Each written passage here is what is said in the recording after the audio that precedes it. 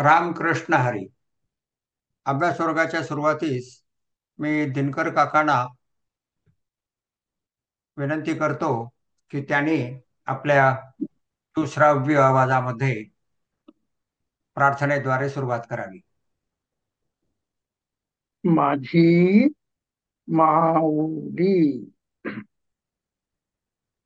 नमितो योगी थोर विरागी तत्वज्ञानी संत, तो सत्कविवर परात्पर गुरु ज्ञान देव भगवंत.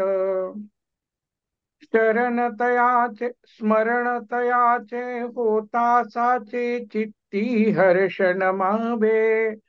म्हणून वाटते पुन्हा पुन्हा ते पावन चरण नमावे. अनन्य भावे शरण रिघावे अहंकार सांडून, जनी टाकावी तयावरुनिया काया कुरबंडून. आणि पहावे नितांत सुंदर तेजोमय ते रूप, सहज साधनी नित्य रंगुणी व्हावे मग तदरूप. ज्ञानेशाला नमिता झाला श्री सद्गुरुला तोष, वरद हस्त मस्तकी ठेवुनी देई मज आदेश. नमितो योगी थोर विरागी तत्वज्ञानी संत, तो सत्कविवर परात्पर गुरु ज्ञान देव भगवंत. तो सत्कविवर परात्पर गुरु ज्ञान देव भगवंत. आज 15 डिसेंबर स्वामी स्वरूपानंद पावस यांची तारखेप्रमाणे आज जयंती आहे आणि तो जयंती उत्सव ठाण्यामध्ये साजराही होणार आहे. आणि त्यांनी केलेली ही रचना नाम ज्ञानदेवांना केलेलं वंदन. आता नाथ कोणत्या शब्दात वर्णन करतात माऊलीचं, आपण ते वंदन करूया. नमामि सद्गुरुं शांतं सच्चिदानंद विग्रहं, पूर्ण ब्रह्म परानंदं ईशं आनंदी वल्लभम्. ओम नमो ज्ञानेश्वराय, करुणाकरा दयाळा. तुमचा अनुग्रह लाधलो, पावन झालो चराचरी. मी कळा कुसरी काहीच नेने, बोलतो वचने अति भाविका. तुमचा अनुग्रह लाधलो, पावन झालो चराचरी. एका जनार्दनी तुमचा दास, त्याची आस पुरवावी. तुमचा अनुग्रह लाधलो, पावन झालो चराचरी. पावन झालो चराचरी. पावन झालो चराचरी. पुंडलीक वरदा हरी विठ्ठल. श्री ज्ञानदेव तुकाराम सद्गुरु श्री ज्ञानेश्वर महाराज की जय. जगद्गुरु तुकाराम महाराज की जय. पंढरीनाथ भगवान की जय. आजच्या सत्रामध्ये माधव काका काय सांगतात आपण आता ऐकणार आहोत. माधव काका. माझी माऊली. अभ्यास वर्गाची सुरुवात आपण माऊली स्मरणाने नेहमीप्रमाणे करूया.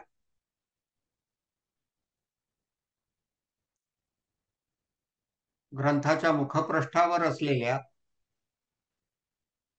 माऊलींच्या निर्गुण रूपाकडे, संजीवन समाधीकडे डोळे भरून पाहूया. ते रूप मनामध्ये साठवून ठेवूया.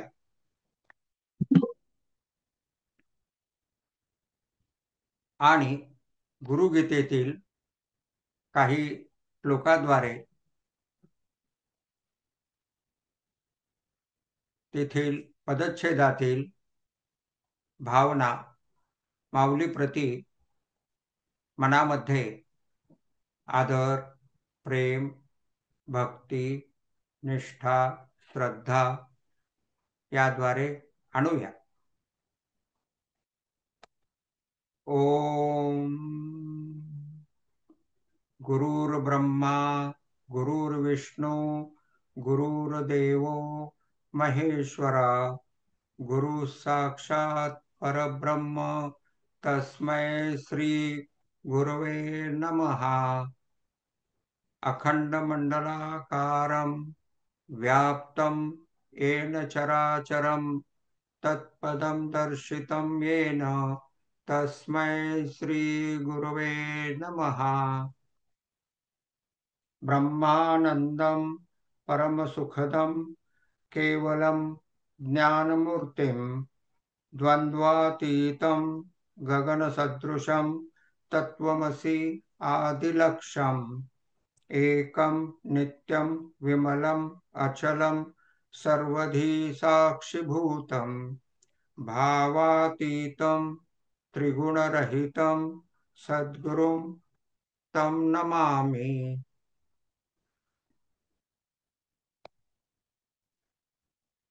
अभ्यास वर्गाच्या सुरुवातीस नेहमीप्रमाणे भगवद्गीता व श्री ज्ञानेश्वरीचे प्रयोजन पाहूया. सर्वांचे कर्म व विचार प्रवाह सुखप्राप्तीसाठी सुरू असतात आणि तेच सिद्धीस नेणं हे गीता व श्री ज्ञानेश्वरीचं प्रयोजन आहे. सुखाची प्राप्ती व दुःखाची निवृत्ती. त्याचप्रमाणे कर्मापासूनची निर्लिप्तता अर्थात नैष्कर्म्य सिद्धी व जगत मिथ्यत्वाची प्रतीती प्राप्त करून देणे हे व्यष्टी स्तरावरील प्रयोजन आहे. समष्टी स्तरावरील प्रयोजन आहे धर्माची संस्थापना अर्थात रामराज्याची स्थापना आणि त्याही पुढे जाऊन श्री ज्ञानेश्वरीचे प्रयोजन आहे सुखाची उत्तरोत्तर वृद्धी करीत जाऊन सर्वांच्याकडून सात्विक कर्माची उभारणी सात्विक कर्ता होऊन मेघवृंदाच्या वृष्टीप्रमाणे फलाकांक्षा रहिततेने करीत जाऊन एकमेकांना सुखी करीत जाऊन पसायदान प्रत्यक्षात आणणे त्यासाठीचे साधन आहे उत्तरोत्तर आध्यात्मिक उन्नती. साधना आहे ज्ञान, कर्म, ध्यान व भक्ती या मार्गांच्या साधना त्यांचा सुसमन्वय साधून करणे. तो सुसमन्वय श्री ज्ञानेश्वरीमध्ये कसा सांगितलेला आहे तर ज्ञान भक्तीशिवाय वृक्ष होते, भक्तीसह ते रुचकर होते आणि ज्ञान माऊलीने असे सांगितले आहे शांत रसात असे सांगितले आहे की ते ध्यान सिद्धीस नेते. माऊली काय म्हणतात तैसा प्रबंधू हा श्रवणी लागत खेवो आणि समाधी. लागत खेवो समाधी आणि ऐकलिया ही वाखाणी काय व्यसन न लवी असा अध्याय 18 मध्ये माऊलीने म्हटलेला आहे. त्यानंतर ध्यान माऊलीने भक्ती आधारे खूप सोपं केलेलं आहे. पातंजल योगाशी त्याचं साधर्म्य नाही आणि अशा सोपा केलेल्या ध्यानाभ्यासामुळे ज्ञान सिद्धीच जाते, ज्ञानाची अपरोक्षानुभूती प्राप्त होते, ज्ञान अनुभवास येते, असे सुचक्र माऊलींनी ज्ञानेश्वरीमध्ये सर्वांना उपलब्ध करून दिलेलं आहे. आपण आतापर्यंत म्हणजे ह्या अध्याय 2 जो मोक्षाचं द्वार आहे त्यातही ते विशेषत्वाने श्लोक 25 मध्ये आहे आणि त्यावरील विवेचनात आपण अध्याय 15 मधील ज्या ओव्या समष्टी स्तरावरील ज्ञानासाठी उपयुक्त आहेत आणि त्यासोबतच त्या ध्यान सिद्धीस नेणाऱ्या आहेत त्यांचं आपण चिंतन केलं.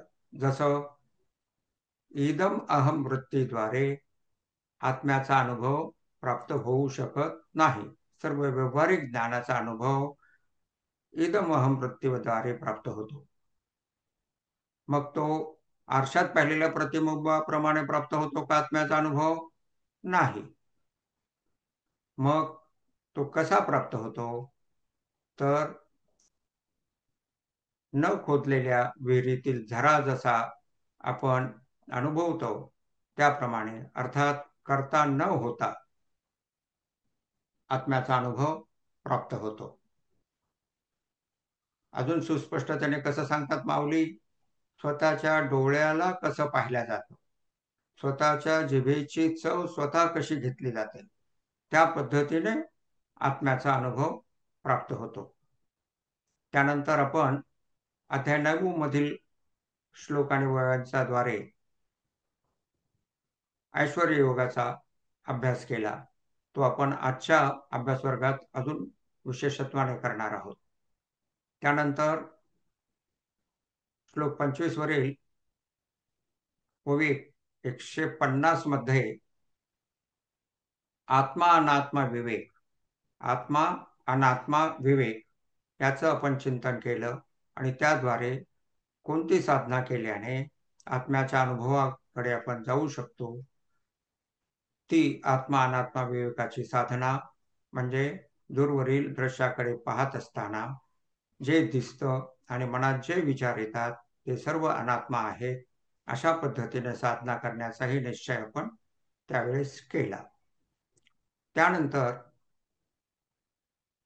श्लोक 29 वरील ओव्यामध्ये आपण पाहिलं की प्रत्यक्षात आत्मानुभूती प्राप्त होते त्यावेळेसचा अनुभव कसा असतो, तर तो असतो आश्चर्यवत पश्यती.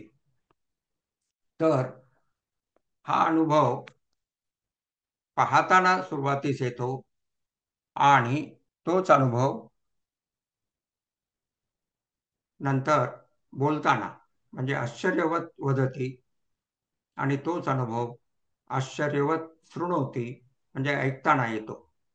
अर्थात कोणत्याही पद्धतीने अनुभवाची सुरुवात झाली तरी उर्वरित कर्मामध्ये क्रियेमध्ये आत्मा नाही, तर आत्म्याचा अनुभव ज्या वेळेस येतो त्यावेळेस आत्मा कोणत्याही क्रियेमध्ये नाही असा आश्चर्यचकित करणारा अनुभव प्राप्त होतो. आणि तो ज्या कोणत्या प्रकाराने प्राप्त होतो सुरुवातीस, तर उर्वरित प्रकारामध्ये सुद्धा, उर्वरित क्रियेच्या प्रकारामध्ये सुद्धा आत्मा दुरान्वयाने नाही आणि आत्मस्वरूपाच्या बाहेर, बाहेरच्या बाहेर दशेंद्रिय मन व बुद्धीद्वारे कर्माची उभारणी होत आहे आणि भोवतालच्या कर्मामध्ये सुद्धाही इतरांच्याकडून केल्या जाणाऱ्या कर्मामध्येही आत्मा पूर्णतः निर्लिप्त आहे असा अनुभव सहजतेने क्षण प्रतिक्षण येत राहतो. असा आणि त्यासोबत आत्म्याचा आत्यंतिक आनंद, निरुपचार निर्निर्मित आनंदाचा प्रवाह उपलब्ध होतो. अशा प्रकारे आश्चर्यवत पश्यती हा अनुभव प्रत्यक्षात प्राप्त होतो. भगवंतानी मग श्लोक 30 ते 37 मध्ये व्यावहारिक ज्ञान अर्जुनास सांगितलं.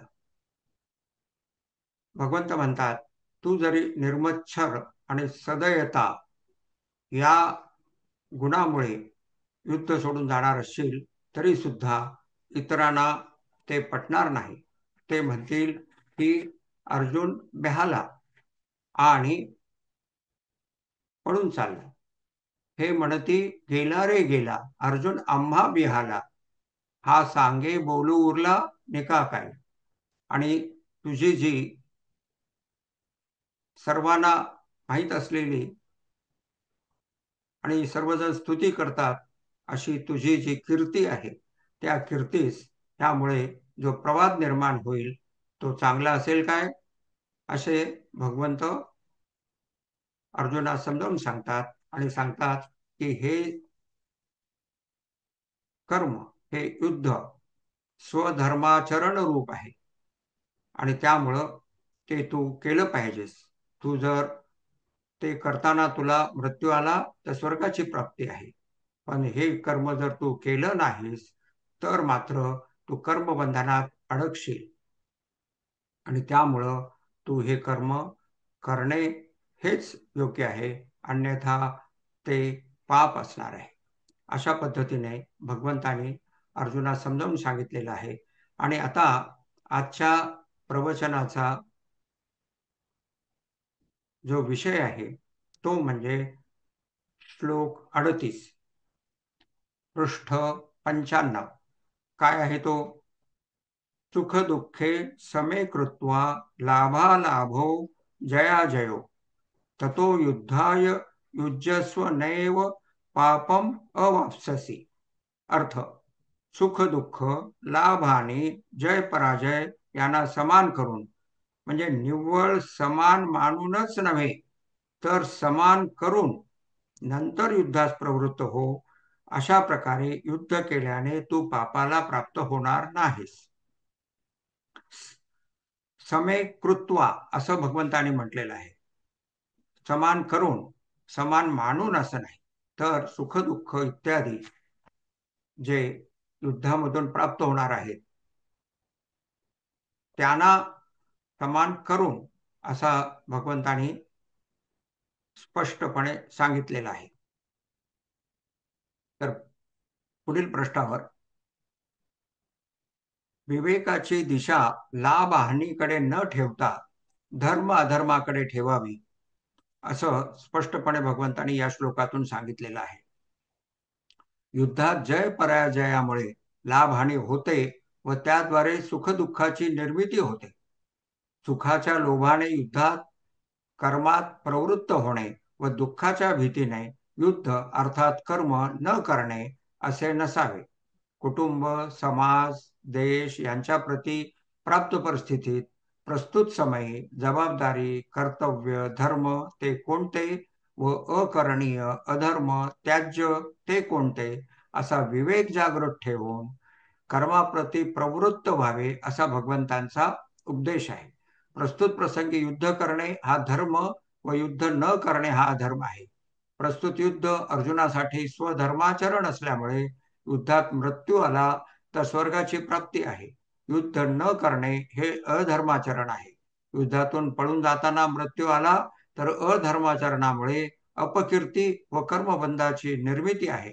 विवेकाची दिशा जय पराजयातील लौकिक महत्वाकडे ठेवायची नसून धर्म अधर्माकडे ठेवावयाची आहे. अशा भूमिकेत राहून असा विवेक जागृत ठेवून जय पराजय, लाभ हानी व सुख दुःख यांना समान करावयाचे आहे. म्हणून भगवंत या द्वंद्वांना समान मानून कर्म करा असे न सांगता या द्वंद्वांना समान करून समय कृत्वा युद्ध अर्थात कर्म करण्यास सांगत आहे. आपल्या मनाचा आग्रह सोडून विवेकाचा आश्रय करावयाचा आहे असे लक्षात घ्यावे. सुख दुःख समान कसे करावयाचे ते माऊली पुढे सांगतात. सुख दुःखे समे कृत्वा या पदावरील ही साधना सांगणारी, सिद्धांत व साधना सांगणारी ओवी आहे. सुखी संतोषा न यावे, दुःखी विषादा न भजावे. आणि लाभालाभ न धरावे मना माझी. परत वाचतो.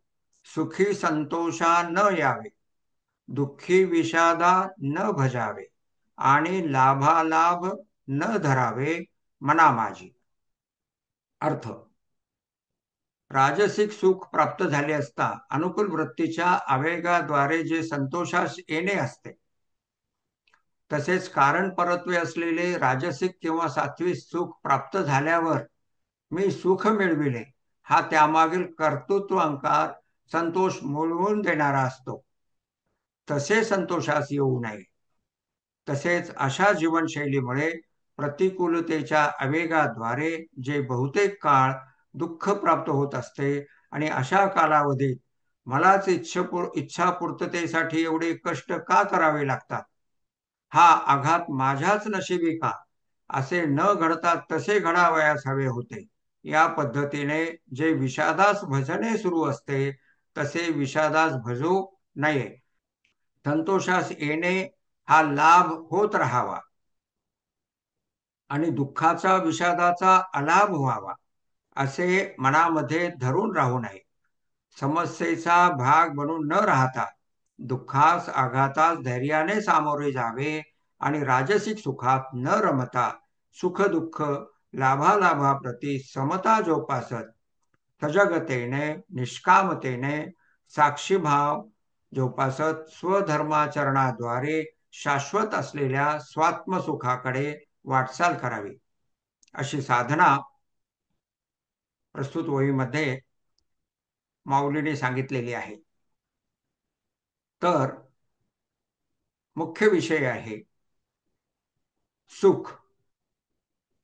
तर त्यामुळे आता इथून पुढे आपण सुख, सुखप्राप्ती, सुखवृद्धी संबंधाने सिद्धांत व साधना आजच्या अभ्यास वर्गात आपण विस्ताराने म्हणजे गीतेमध्ये कोठे कोठे सुखासंबंधाने सिद्धांत साधना अनुभव सांगितले आहेत, त्या त्या अध्यायातील महत्वाच्या असलेल्या त्या त्या ओव्यांचा आज आपण चिंतन करणार आहोत, अभ्यास करणार आहोत. तर आपण सुरुवात करूया प्रपंचातील सुखापासून. प्रपंचात व्यवहारात अधूनमधून जे काही सुख जाणवते त्या वेळेचा व्यक्तीचा अनुभव पुढील प्रमाणे असतो. पहा, अध्याय 3 ओवी 210 व 213, पृष्ठ 255, पृष्ठ 255.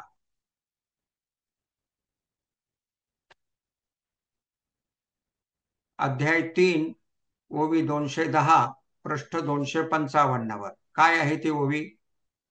एरवी इंद्रियाची ज्ञान अर्थासारिखा विषोपोखिता संतोषू खीरचित्ता आपजैल. परत वाचूया. एरवी इंद्रियाची ज्ञान अर्थासारिखा विषोपोखिता संतोषू खीरचित्ता आपजैल. अर्थ, एरवी इंद्रियांच्या आवडीचा विषय पुरविला असता चित्त क्षणभर स्थिर होते व त्या काळात संतोष उपजतो हे खरे. संतोषू चित्ता आपजेल, संतोष उपजतो हे खरे.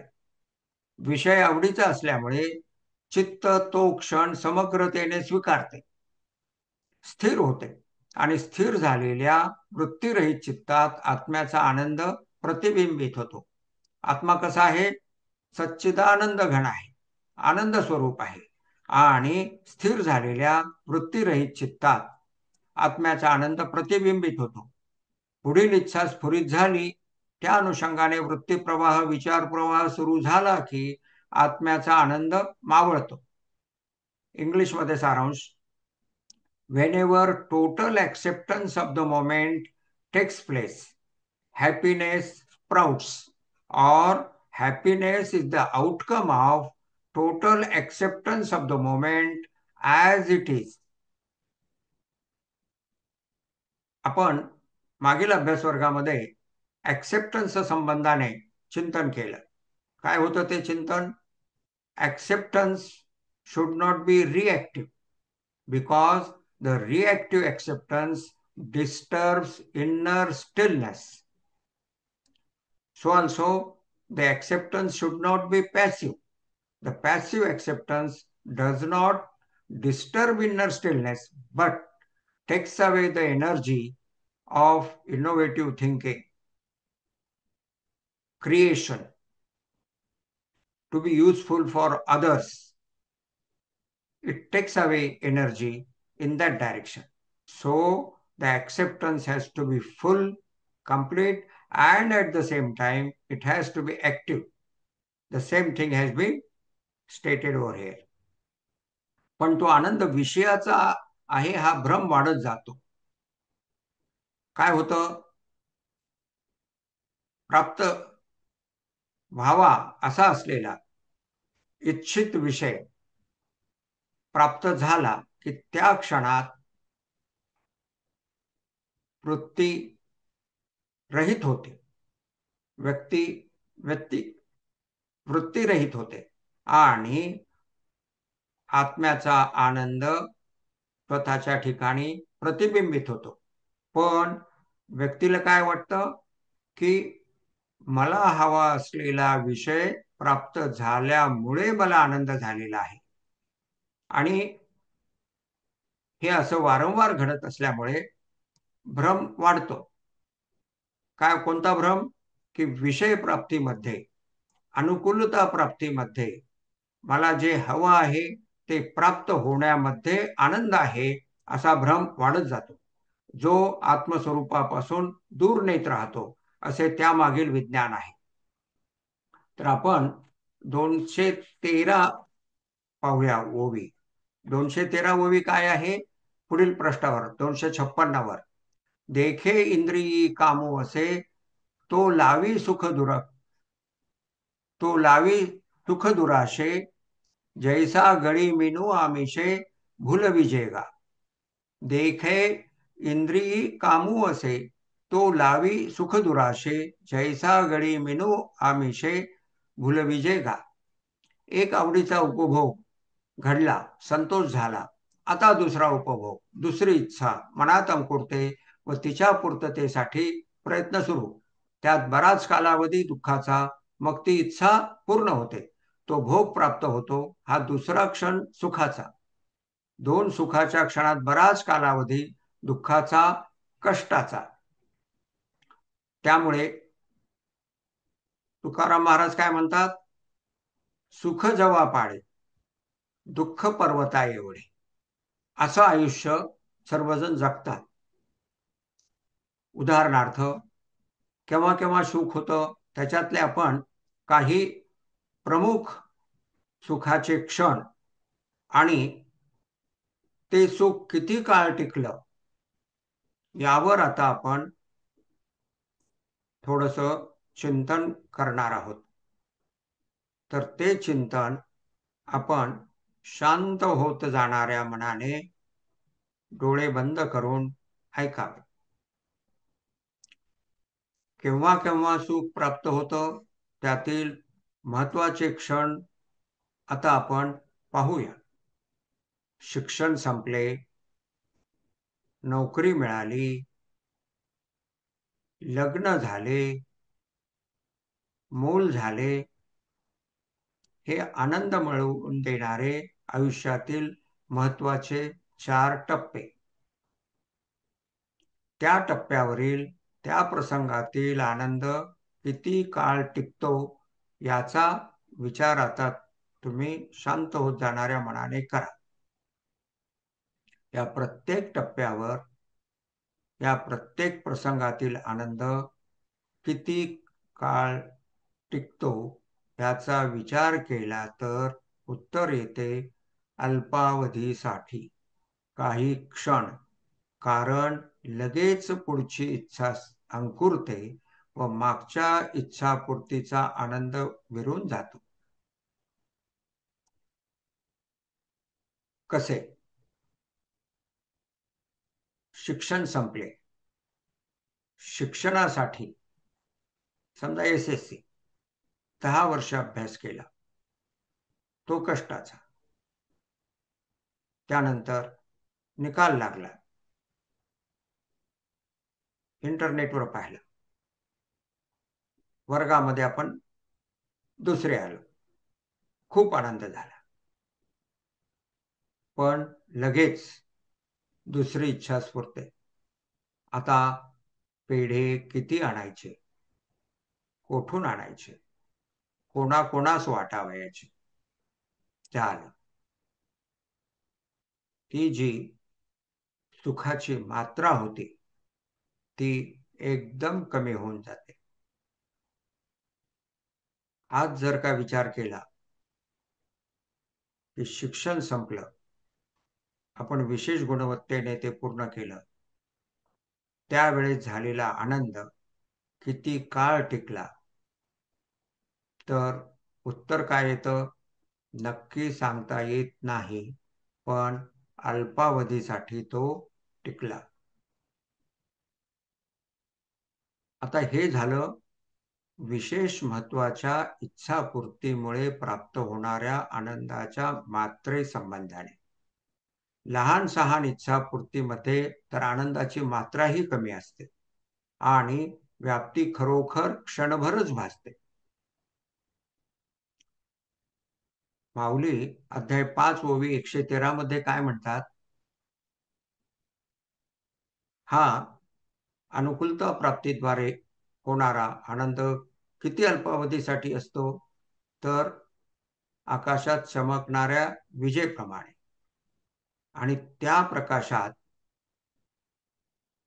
जगताचं कर्म केल्या जाऊ शकतं का? नाही. दिसतो का जगत त्यावेळेस? जगत दिसतं, पण तो क्षण इतका कमी असतो की त्या क्षणामध्ये काहीही कर्म करता येत नाही.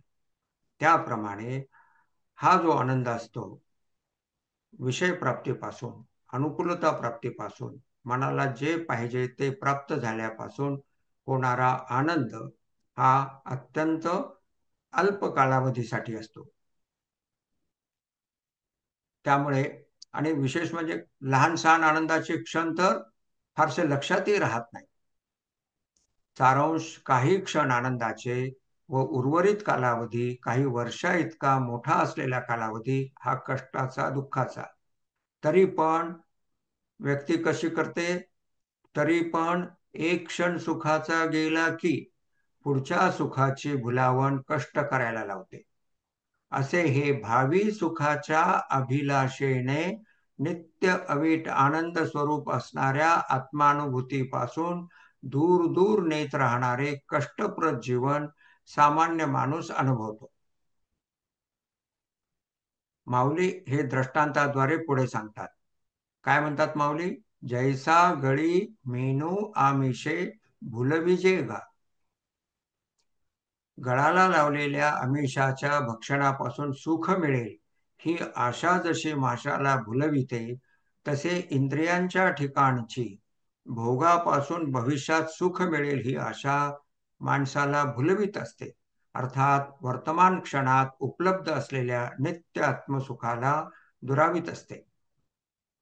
ग्रहपाठामध्ये या पुढील परिच्छेदात जो विषय दिलेला आहे, ती साधना आपण अवश्य करावी. काय आहे ती साधना? सुखाचे क्षण हळूहळू आपण डोळे उघडून चिंतन माझ्यासोबत करू शकता. काय आहे 256 प्रश्नावरील परिच्छेद 2चा शीर्षक? गतायुष्यातील प्रमुख सुखांचा अवधी निर्धारित करणे. स्वतःच्या गत आयुष्यामध्ये कोणत्या कोणत्या टप्प्यावर आनंद प्राप्त किती झाला, त्याची तुम्ही वर्गवारी अ ब क ड अशी करू शकता. अ म्हणजे खूप जास्त, ब म्हणजे अजून कमी, क म्हणजे अजून कमी, ड म्हणजे लक्षात न राहण्या इतका कमी. तर अ आणि ब वर्गातील सुख एक 5-7 सुखांचे आपण एका खाली एक लिहावयाचे. त्याच्यापुढे अ किंवा ब हे लिहायचं आणि त्यावर थोडंसं शांत मनाने चिंतन करायचं. की ते सुख किती काळासाठी अनुभवास आलं होतं आणि मग ते कसं अनुभवास येणं थांबलं. त्यावरून लक्षात येईल की महत्वाचं सुख सुद्धा फार काळ टिकलेलं नाही. अल्पावधीमध्येच ते समाप्त झालं. आणि गीता ज्ञानेश्वरीचं प्रयोजन काय आहे? न संपणारा सुखाचा अनुभव प्राप्त करून देणे, आत्म्याचा अनुभव प्राप्त करून देणे. तर त्या दृष्टीने सध्याचं आयुष्य कसं आहे हे लक्षात घेणं अत्यंत आवश्यक आहे. आणि त्यासाठी कागदावर लिहून थोडा वेळ ध्यान करून स्वतःच्या गत आयुष्यातील सुखाचे प्रमुख टप्पे आणि त्यांचा कालावधी निर्धारित करावयाचा आणि त्यामुळे आत्मानुभूतीकडे वाटचाल करण्याची प्रेरणा आतून खूप मोठ्या प्रमाणात स्फुरित होते. तोही अनुभव घ्यावयाचा. तर आता आपण मूळ पृष्ठ 96 कडे जाऊया. तर तिथे काय सांगितलेलं आहे? प्रपंचात व्यवहारात अधूनमधून जे काही सुख जाणवते त्यावेळेचा व्यक्तीचा अनुभव पुढील प्रमाणे असतो, जो आपण आता पाहिला. इच्छा अपेक्षेप्रमाणे पंचेंद्रियाद्वारा विषय सुख मिळाले. केव्हा केव्हा प्रपंचात सुख मिळतं? इच्छा अपेक्षेप्रमाणे पंचेंद्रियाद्वारा विषय सुख मिळाले, सत्ता संपत्ती कीर्ती मिळाली, अनुकूल घटना घडली की सुख मिळते आणि विषयात सुख आहे, परिग्रहात सुख आहे, अनुकूल घटनेत सुख आहे ही धारणा पक्की होत जाते. आणि लोकशाहीच्या तत्वाप्रमाणे प्रत्येक जण ही दुसऱ्याची धारणा आणि स्वतःची धारणा पक्की करत जातो. वस्तुतः अनुकूल विषयाची प्राप्ती होते किंवा अनुकूल घटनेची प्राप्ती होते तेव्हा अनुकूलतेमुळे मन तो क्षण पूर्णपणे स्वीकारते. Total acceptance of the moment prevails. त्यामुळे मन क्षणभर वृत्तीरहित होते, बुद्धी स्थिर होते आणि त्यामुळे स्थिर बुद्धीत अंतःकरणात आत्म्याचा आनंद स्फुरतो, मिळतो, अनुभवास येतो. या प्रसिद्ध व वारकरी संप्रदायासह इतर संप्रदायांना सुद्धा मान्य असलेल्या सिद्धांताचे विवेचन प्रमाणासह पुढील विवेचनात आता आपण पाहणार आहोत. विषय प्राप्ती, अनुकूलता प्राप्ती आणि स्थिर बुद्धीत आत्मानंदाचे स्फुरण भाव एकाच वेळी होत असल्यामुळे विषय प्राप्तीने माझ्या ठिकाणी आनंद उत्पन्न झाला असे जीवास वाटते. हा सिद्धांत व्यक्तीच्या लक्षात येत नाही व व्यक्ती पुढची अनुकूल घटना कशी घडेल याची इच्छा धरून प्रयत्नांची पराकाष्ठा करीत राहते. संपत नसणाऱ्या इच्छेच्या चक्रात गुरफटून जाते. वरचेवर हा वाढत जाते. सर्व इच्छा पूर्ण होऊ शकत नाही. त्यामुळे दुःख म्हणजे विषाद, वैषम्य जाणवत राहते. ज्या इच्छा पूर्ण होतात तेव्हा सुद्धा इच्छापूर्तीमुळे होणारा सुखाचा कालावधी अत्यल्प असतो. तसेच दोन इच्छापूर्तीच्या मध्ये सुरू असलेल्या प्रयत्नाच्या पराकाष्ठेत सुख नसते. हा विषय कुठे आलेला आहे? अध्याय 5 श्लोक 22 प्रथम परिच्छेद पृष्ठ 315 आपण पाहूया. म्हणजे आपल्या लक्षात येईल की सुख संबंधाने विवेचन ज्ञानेश्वरीमध्ये कुठे कुठे आलेलं आहे. 310 पृष्ठ 310 वर आहे श्लोक 22. त्याचा अर्थ आपण पाहूया. श्लोक काय आहे? यदृच्छ लाभ संतुष्टो द्वंद्वातीतो विमत्सरः सम सिद्धावसिद्धौ च कृत्वापि न निबध्यते. अर्थ, जो यदृच्छेने न मागता फलाशेसह प्रयत्न न करता प्रसंगावशात मिळालेल्या लाभात संतुष्ट राहतो, त्याला मत्सर ईर्षा मुळीच वाटत नाही. जो राग द्वेष सुख दुःखादी द्वंद्वाच्या पूर्णपणे पार गेलेला आहे, द्वंद्वरहित झालेला आहे, कर्माच्या सिद्धी आणि असिद्धी यांच्या बाबतीत त्याद्वारे प्राप्त होणाऱ्या लाभ आणि हानी यांच्या बाबतीत समता प्राप्त झालेला आहे, असा कर्मयोगी कर्म करीत असूनही कर्माने बांधला जात नाही, बद्ध होत नाही, कर्मफलाद्वारे प्राप्त होणाऱ्या जन्म मृत्यू चक्रात गोवल्या जात नाही. भगवंताने काय सांगितलं? समे कृत्वा इथे त्यावर विस्तार आपण पाहिला आणि कशा प्रकारे आपण कर्मापासूनची निर्लिप्तता आणि सुख प्राप्त होते ते आपण पाहिलं. दोन इच्छापूर्तीच्या आपण परत जाऊया पृष्ठ 97 वर, तेथे पाहूया. तसेच दोन इच्छापूर्तीच्या मध्ये सुरू असलेल्या प्रयत्नाच्या पराकाष्ठेत सुख नसते, किंबहुना विषाद असतो. त्यामुळे आयुष्याचा विचार करता अत्यल्प काळासाठी सुख व बहुतेक काळ विषाद असे होते. माऊलीने काय म्हटलेलं आहे? दुःखी विषादा न भजावे. पण होतं काय की दोन इच्छापूर्तीच्या मध्ये सुरू असलेल्या प्रयत्नाच्या पराकाष्ठेत सुख नसते, किंबहुना विषाद असतो. त्यामुळे आयुष्याचा विचार करण्याकरता अत्यल्प काळासाठी सुख व बहुतेक काळ विषाद असे होते. अशा रीतीने विषादास भजणे सुरू राहते. त्याचप्रमाणे वर दर्शवल्याप्रमाणे प्रयत्नांच्या पराकाष्ठेद्वारे विषयाची, वस्तूची, घटनेची अनुकूलता प्राप्त करून घेऊन अल्पविनाशी असलेले सुख मिळवावे व त्याद्वारे संतोषास यावे, अशा रीतीने न संपणाऱ्या इच्छा पूर्ण करून घेण्याच्या चक्रात व्यक्तीचे व्यस्त राहणे, रमलेले राहणे सुरू राहते. या पद्धतीने प्राप्त केलेल्या सुखास राजसिक सुख म्हणतात, जे भगवंताने अध्याय 18 श्लोक 38 मध्ये सांगितलेले आहे. येथे सुखाचे तामसिक, राजसिक आणि सात्विक असे प्रकार करून सुखासंबंधाने विवेचन आलेलं आहे. तर त्यातील जे राजसिक सुख आहे, जे म्हणजे इच्छा प्राप्तीतून, अनुकूल घडलेल्या घटनेतून प्राप्त होते, ते राजसिक सुख. काय होतं? या जीवनशैलीद्वारे जे संतोषास असते त्याचा लाभ होत राहावा अशी जीवनशैली अंगीकारल्यामुळे जे विषादास भजणे सुरू असते त्याचा मात्र अलाभ व्हावा, अशा रीतीने लाभालाभास मनामध्ये धरून राहणे सुरू असते. ही जीवनशैली सोडून देण्याचा उपदेश प्रस्तुत ओवीत केला आहे. आणि लाभालाभ न धरावे मना माझी. लाभ कोणता? तर इच्छापूर्तीद्वारे संतोष प्राप्त व्हावा. अलाभ कोणता? तर मला दुःख प्राप्त होऊ नये, दुःखाचा अलाभ व्हावा. अशा पद्धतीने जे जगणं असतं, ही जीवनशैली सोडून देण्याचा उपदेश प्रस्तुत ओवीत माऊलीने केला आहे. आता पाहूया, सर्व सुख आत्म्याचेच. गीतेचे तसे पाहता, आता आपण जो नेहमी गीतेचे प्रयोजन सांगतो तो भाग आता इथे आलेला आहे. गीतेचे तसे पाहता सर्व धर्माचे प्रयोजन आहे जीवन मुक्तावस्था मिळवून देणे, आत्मसाक्षात्कार करून देणे.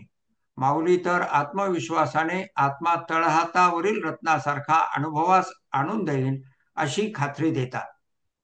काय आहे ती खात्री? अध्याय 7 मध्ये दिलेली आहे ती खात्री. मज समग्राते जाणसी ऐसे, आपुलिया तळहातीचे रत्न जैसे, तुझं ज्ञान सांगेन तैसे विज्ञानीसी. मी तुला ज्ञान विज्ञानासह असं सांगेन की तुला समग्रतेने आत्म्याचा अनुभव प्राप्त होईल. कसा?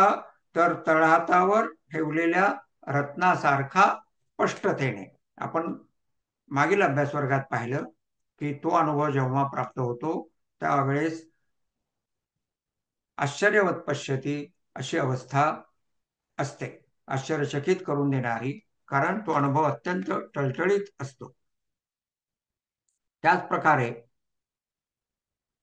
आत्म्याचा अत्यंतिक अवीट निरुपचार, कारण परत्वे नसणारा आनंद, संपूर्ण विश्वास असा सर्वांना मिळवून द्यावा, सर्वांना दुःखरहित करावे, हे एकमेव उद्दिष्ट भगवंतांचे व माऊलींचे आहे.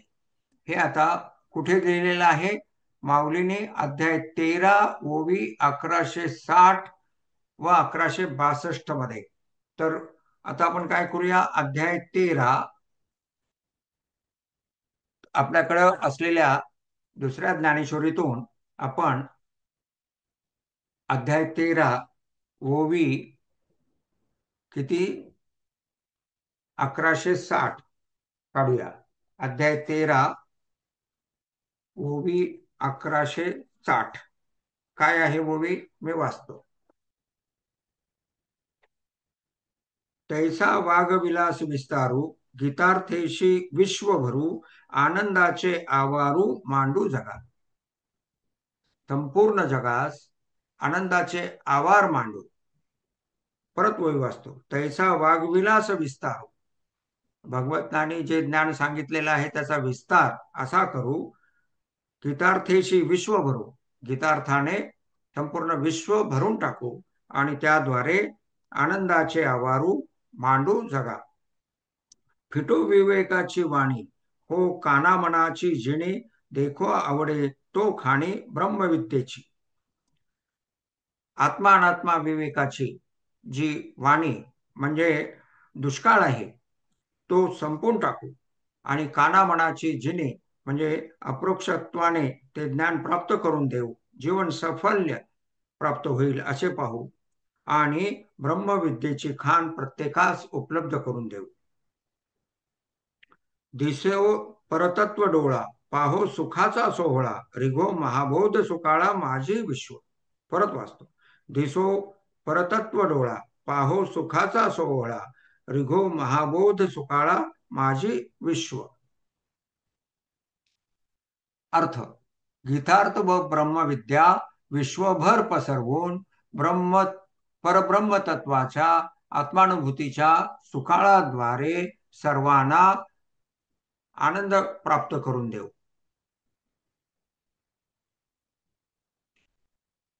परत अर्थ वाचूया. आत्म्याचा अत्यंतिक अवीट निरुपचार कारण परत्वे नसणारा आनंद सर्वांना संपूर्ण विश्वास मिळवून द्यावा, सर्वांना दुःख रहित करावे, हे एकमेव उद्दिष्ट भगवंतांचे व माऊलींचे आहे, जे आता आपण अध्याय 13 ओवी 60 ते 62 या 3 ओव्याद्वारे पाहिले. तद्वतच सुखप्राप्ती हेच प्रत्येक व्यक्तीचे प्रमुख लक्ष उद्दिष्ट असते. किंबहुना प्रत्येक व्यक्तीचे सर्व कर्म विचार प्रवाह या उद्दिष्ट पूर्तीसाठीच सुरू असते. हे आपण प्रत्येक अभ्यास वर्गाच्या सुरुवातीस हे वाक्य आपण आठवण करून देत असतो. व्यवहारात प्रपंचात सुख जाणवते, कामना इच्छा उद्दिष्ट पूर्ती होते तेव्हा, पण जेव्हा जेव्हा सुख जाणवते ते असते आत्म्याचे. हा वास्तव, हा सिद्धांत खोलात जाऊन समजून घेणे आवश्यक आहे. का खोलात जाऊन समजून घ्यावाच पाहिजे? कारण सर्वांचीच धारणा काय झालेली आहे, अनुकूलता प्राप्तीमध्ये सुख असते. मला जे हवं आहे ते प्राप्त झालं तरच सुख आहे. ह्या धारणेतून सर्वांना बाहेर काढण्यासाठी हा सिद्धांत आता जो आपण पाहिला, कोणता? जे सुख असते जाणवते ते असते आत्म्याचे. आत्म्याच्या आनंदात सतत राहून सत्कर्माची सात्विक कर्माची उभारणी निर्लिप्त राहून जनहितार्थ करीत राहणे हे गीतेचे ज्ञानेश्वरीचे उद्दिष्ट आहे. या उद्दिष्ट पूर्तीच्या दिशेने प्रगती साध्य करण्यासाठी सुखाची उत्पत्ती कशी होते ते, ज्यास एका अर्थाने सुखाची व्याख्या म्हणता येईल, ते समजून घेणे प्रथमतः आवश्यक आहे. सुख कसे होते थोडक्यात आपण पाहिलंच आहे, पण ते आता आपण अजून सखोलतेने पाहणार आहोत.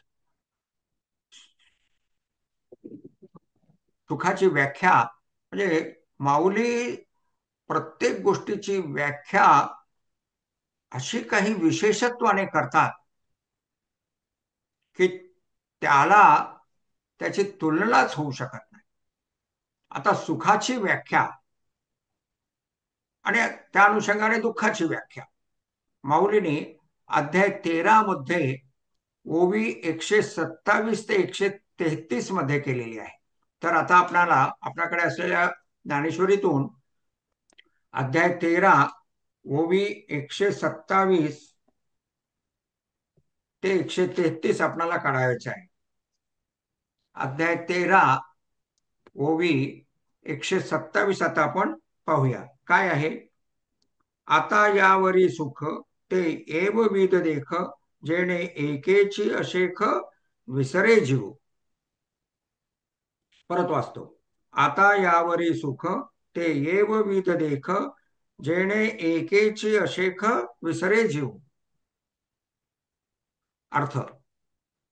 असे पहा की सुख मग ते कोणत्याही कारणामुळे मिळालेले असो, तामसिक राजसिक सात्विक अशा कोणत्याही प्रकारचे असो, सुखप्राप्तीच्या वेळी त्या क्षणात जीव स्वतःच्या ठिकाणी निश्शेषपणे असतो. इतर सर्व विषय वस्तू विसरलेला असतो. जेणे एकेची अशेख विसरे जेऊ. इतर सर्व विषय वस्तू विसरलेला असतो. तो स्वतःच्या ठिकाणी निश्शेषपणे असतो. मनावाचे काय जे आपुली आणवाये, देह स्मृतीची त्राये, मोडीत जे जे. मोडीत जे ये. सुख कसं येतं? मोडीत. काय मोडीत? देह स्मृतीची त्राये, मोडीत जे ये.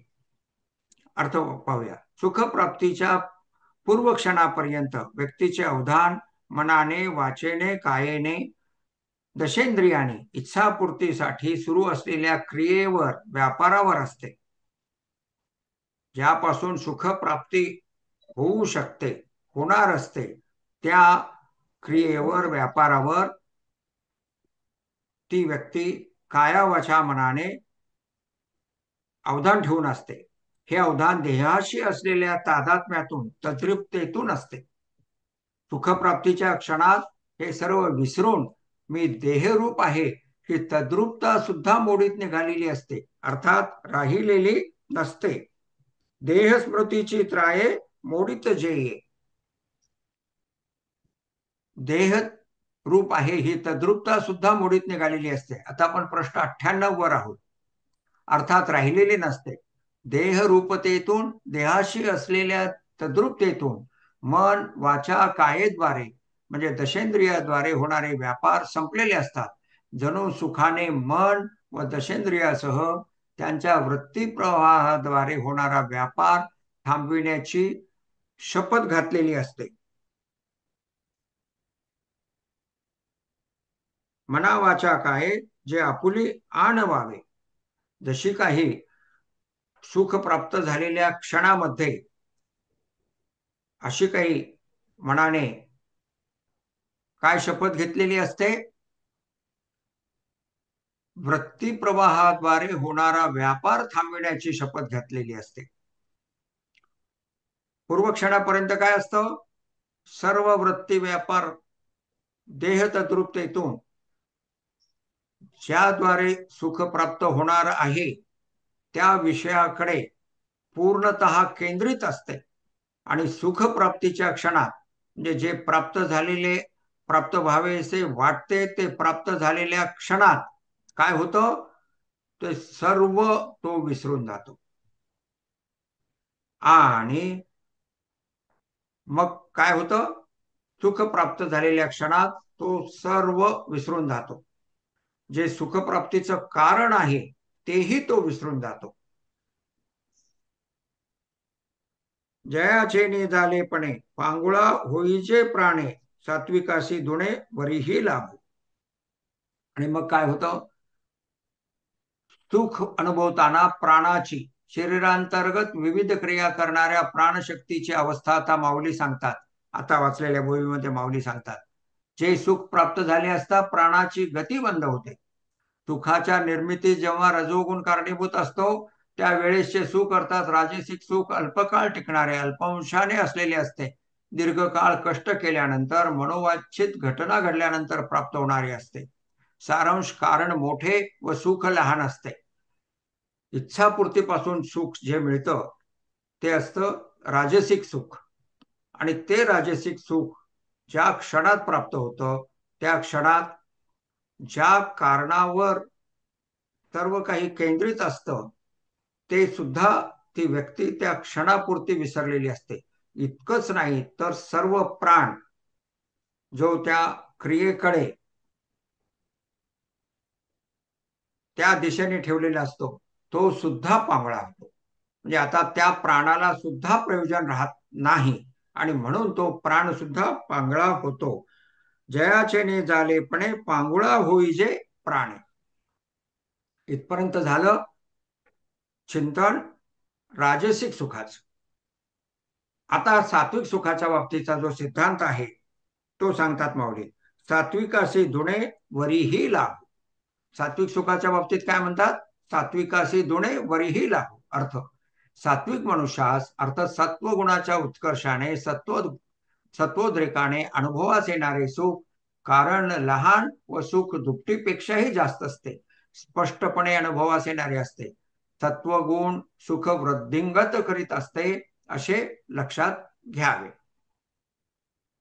राजसिक सुख क्षणिक सुख देते आणि सात्विक सुख कसं सात्विकाशी दुणे वरही लागू, कारण लहान आणि सुख दुपटीपेक्षाही जास्त असा प्रकार सात्विक सुखाच्या बाबतीत असतो. पुढील ओवी सिद्धांताशी काय आहे ती ग्रंथात सुद्धा लिहिलेली आहे. का आघवियाची इंद्रिय वृत्ती हृदयाची एकांती थापुटून सुषुप्ती आणि जेगा. का आघवियाची इंद्रिय वृत्ती हृदयाची एकांती थापटून सुषुप्ती आणि जेगा. अर्थ, जे सुख सगळ्या इंद्रियांच्या वृत्तींना हृदयाच्या एकांतात आणते व सर्व वृत्तींना थापटून निद्रिस्त करते, अर्थात नेहमी बहिर्मुख असलेला वृत्ती प्रवाह सुखाच्या क्षणी अंतर्मुख होऊन शांत झालेला असतो, मन वृत्तीरहित झालेले असते. सुखप्राप्तीच्या क्षणासंबंधाने माऊलीने जे सांगितलंय ते परत एकदा पाहूया. का आघवियाची इंद्रिय वृत्ती हृदयाची एकांती थापुटून सुषुप्ती आणि जेगा. अर्थ, जे सुख सगळ्या इंद्रियांच्या वृत्तींना हृदयाच्या एकांतात आणते व सर्व वृत्तींना थापटून निद्रिस्त करते, अर्थात नेहमी बहिर्मुख असलेला वृत्ती प्रवाह सुखाच्या क्षणी अंतर्मुख होऊन शांत झालेला असतो, मन वृत्तीरहित झालेले असते. वरील ओव्याचा सारांश काय आहे? सुखप्राप्तीच्या क्षणात व्यक्ती स्वतः व्यतिरिक्त सर्व विषय वस्तू विसरलेली असते, अर्थात सुखप्राप्त सुरू असलेल्या क्रियेमागील कारण आता राहिलेले नसते सुखप्राप्तीच्या क्षणात. असं ओवी 127 मध्ये आपण पाहिलं. मन वाचा दशेंद्रियांचा व्यापार देह तद्रुपतेतून संपलेला असतो, अर्थात व्यक्ती स्वतःच्या ठिकाणी निशेष असते, हे ओवी 128 मध्ये पाहिलं.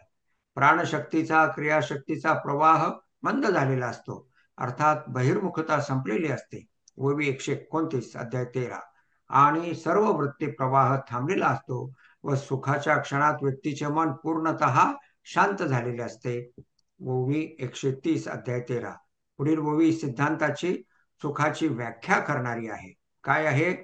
किंबहुना सोये जीव आत्मयाची लाहे तेथ जे होये तया नाम सुख.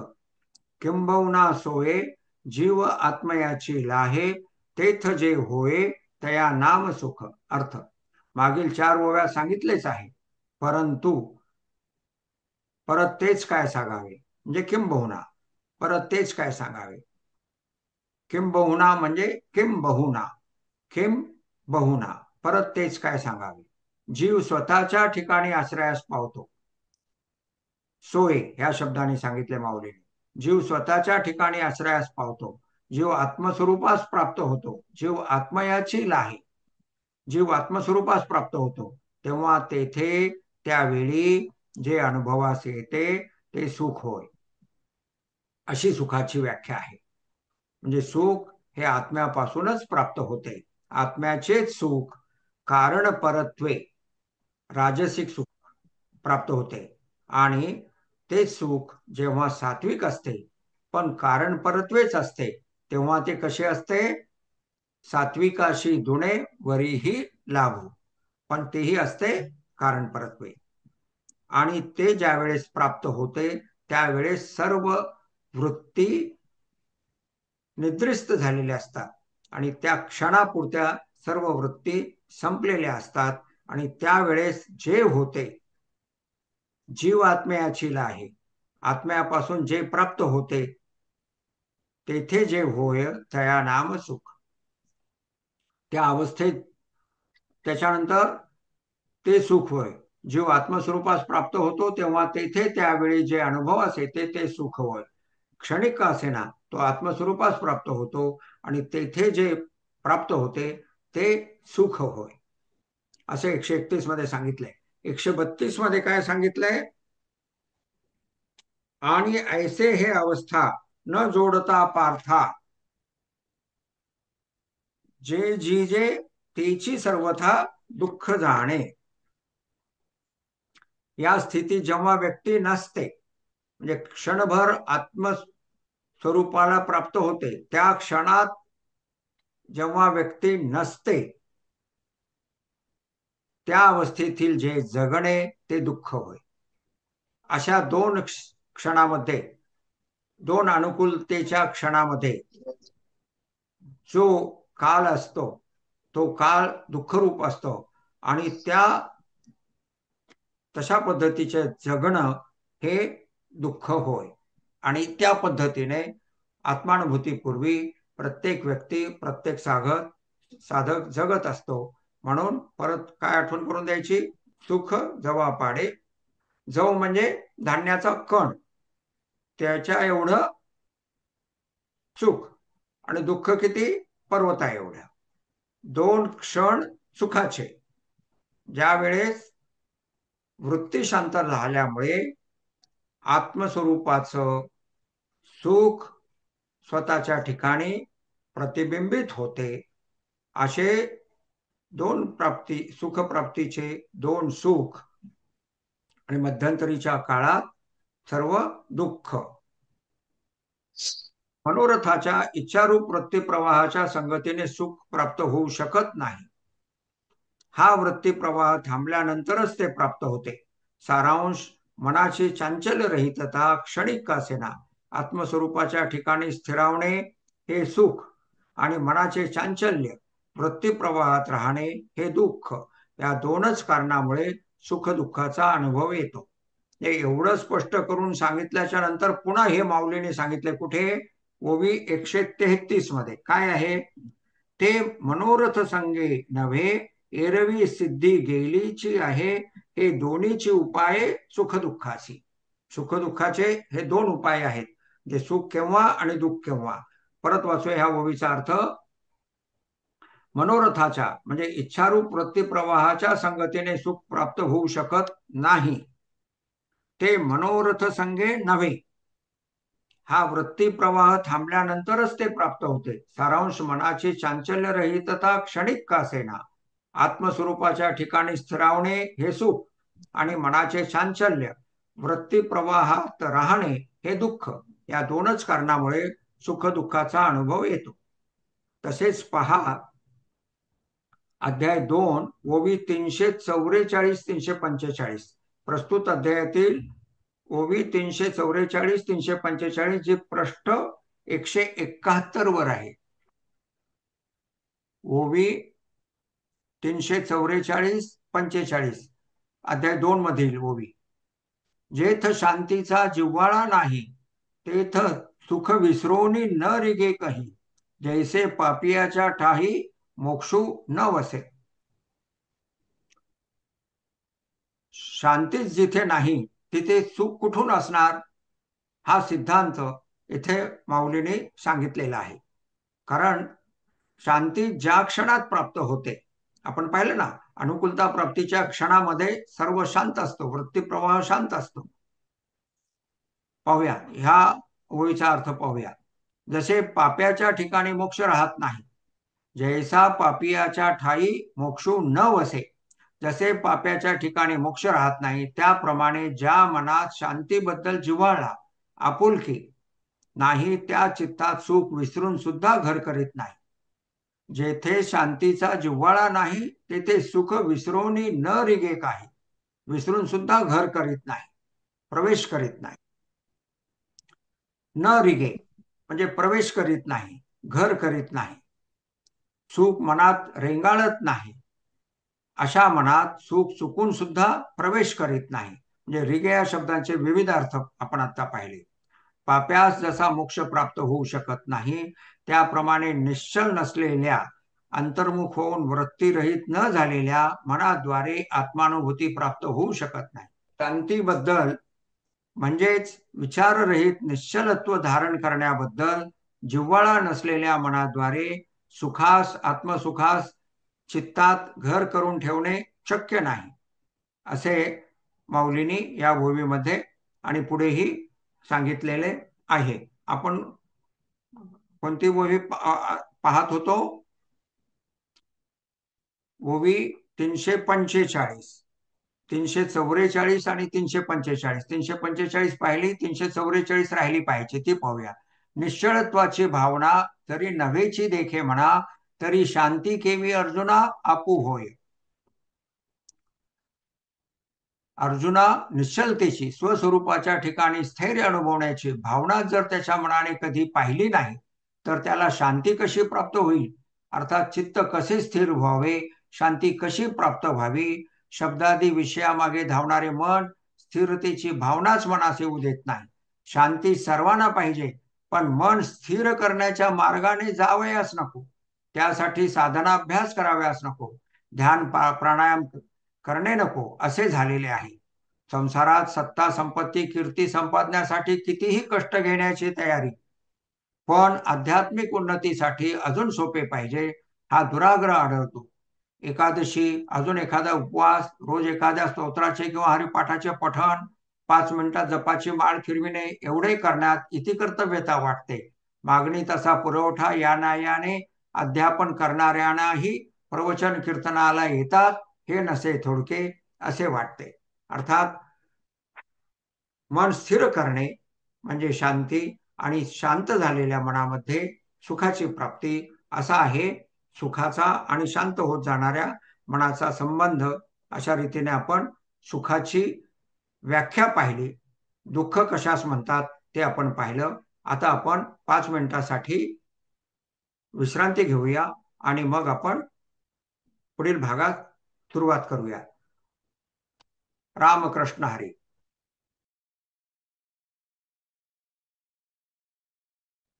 रामकृष्ण हरी.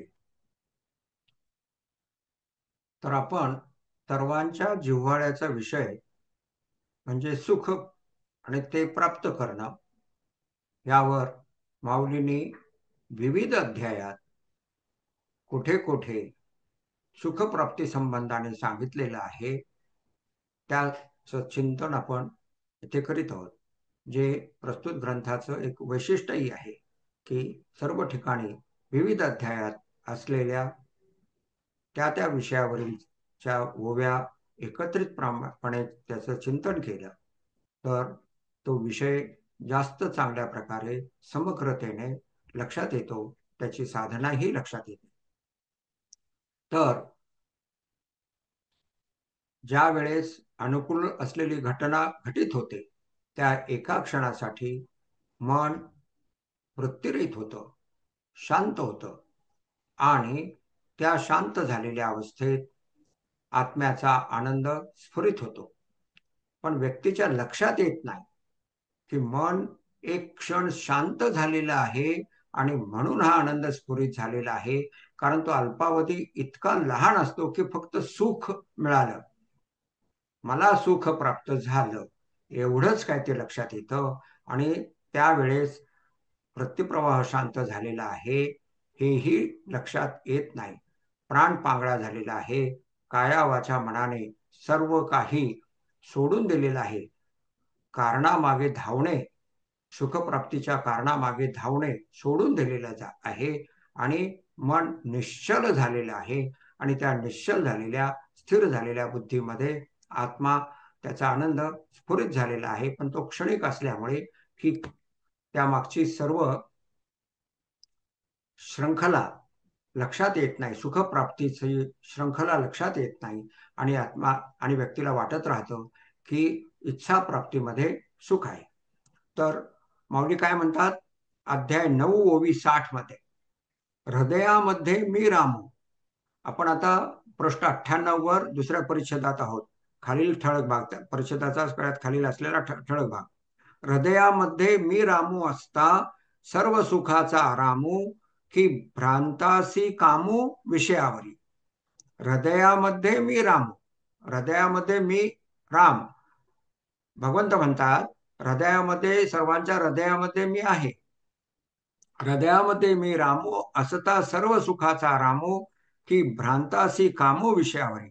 भगवंत म्हणतात सर्व सुखाचे विश्रामस्थान, वस्तीस्थान प्रत्येकाच्या हृदयात मी आत्मा राम असतो. अर्थात सर्व प्रकारच्या सर्व विषयांच्या सुखाचे उत्पत्ती स्थान हृदयस्थ असलेला आत्मा असतो. परंतु भ्रांतीमुळे, अविद्येमुळे, मायेमुळे सर्वजण सुखाकरिता विषयांची, विषयोपभोगांची इच्छा करतात.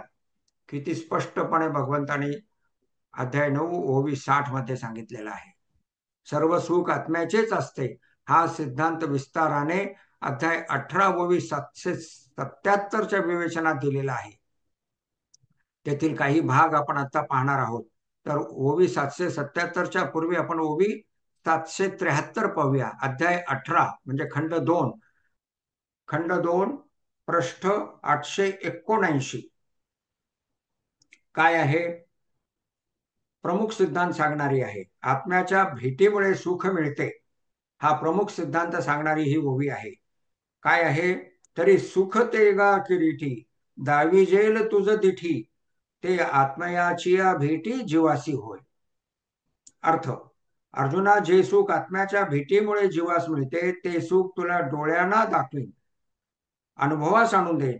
सुख, सुखाचे प्रकार सांगण्यापूर्वी सुख मग ते कोणत्या का प्रकारचे, सात्विक, राजस, तामस असेना, ते कशामुळे मिळते ते या ओवीत सांगितले आहे. सुख हे आत्म्याच्या भेटीमुळे जीवास मिळते हा प्रमुख सिद्धांत या ओवीत सांगितले आहे. जे आत्मयाची भेटी जीवासी होय हा तो प्रमुख सिद्धांत आहे. तरी सुख ते गा किरीटी, दाविजेल तुझ दिठी, मी तुझ्या दृष्टीला, तुझ्या डोळ्यांना दाखवेन. काय? की ते सुख आत्मयाच्या भेटी जीवासी होय. आता आपण त्याच्या पुढच्या पानावरील ओवी 777 ओवी आहे ती ओवी आपण वाचूया. त्यात प्रमुख सिद्धांत सांगितलेला आहे. काय सांगितलंय? ते एथ आत्मसुख झाले असे त्रिगुणात्मक, तेही सांगो एक एक रूप आता. तर सुखाचे 3 प्रकार सांगण्यासाठी प्रयोजन असलेली ही ओवी आहे. आणि त्यापैकी आपण आता पूर्ण पाहणार नाहीये. आपण आता त्याच्या पुढच्या पानावरील म्हणजे पृष्ठ 882 वरील सगळ्यात खालचा परिच्छेद जो प्रस्तुत विषय विशद करतो असा तो परिच्छेद आहे, तो आता आपण पाहू. पृष्ठ 882 खालील त्याचा सर्वात खालचा परिच्छेद. पंचदशी मधील श्लोकांचा अर्थ.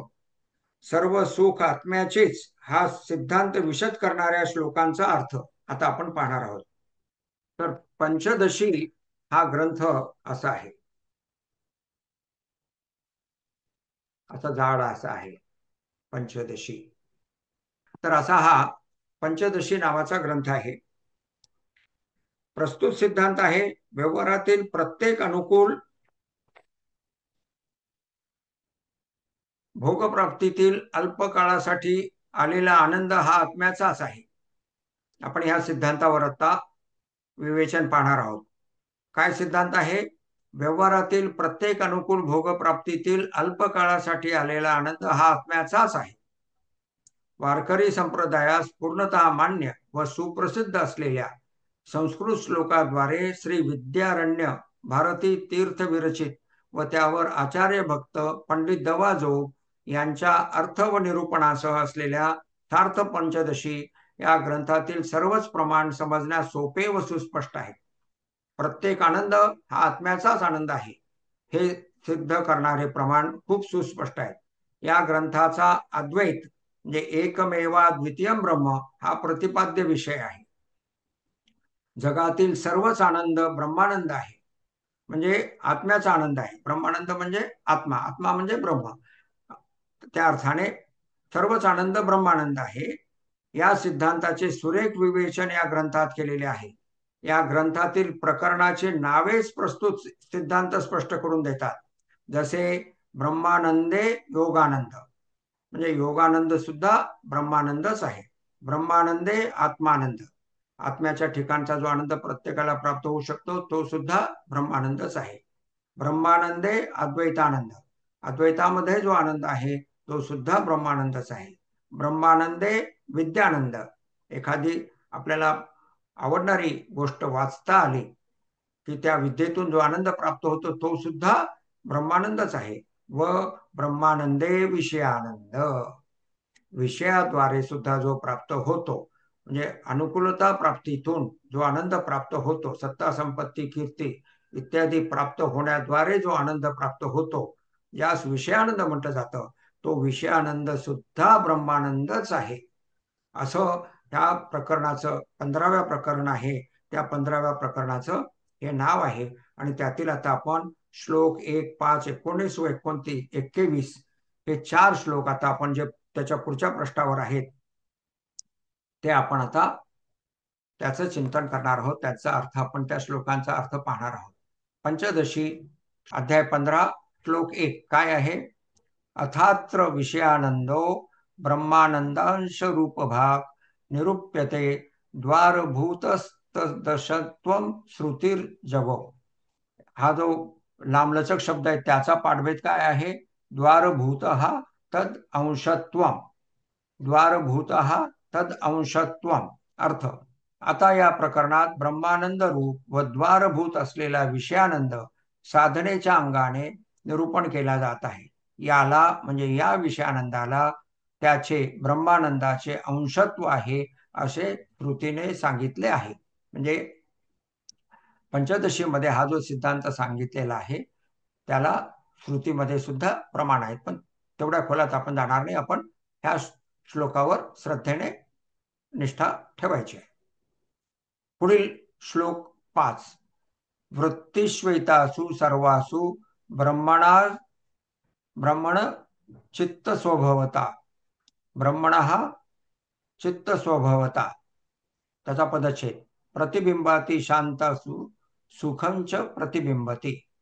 अर्थ, या सर्व प्रकारच्या सर्व वृत्तीमध्ये ब्रह्माची चिद्रूपता चैतन्य हा स्वभाव प्रतिबिंबित होतो व शांत वृत्तीमध्ये सुख हा ब्रह्माचा स्वभाव प्रतिबिंबित होतो. सच्चित आनंद हे ब्रह्माचं स्वरूप आहे. त्यातलं चित हे सर्व वृत्तीमध्ये प्रतिबिंबित होत असतं. चैतन्य हे सर्व वृत्तीमध्ये प्रतिबिंबित होत असतं. परंतु सुख हे फक्त शांत वृत्तीमध्ये प्रतिबिंबित होतं. असा हा महत्वाचा सिद्धांत अध्याय 15 श्लोक 5 मध्ये पंचदशीमध्ये सांगितलेला आहे. पंचदशी म्हणजे 15 आणि अखेरचं प्रकरण हे 15. आता श्लोक 19. यद्यत् सुखम भवेत् तद्दत् ब्रह्मैव प्रतिबिंबनात् वृत्तिष्वन्तर्मुखस्य निर्विघ्नं प्रतिबिंबिनम्. वृत्तिषु अंतर्मुखासु अस्य.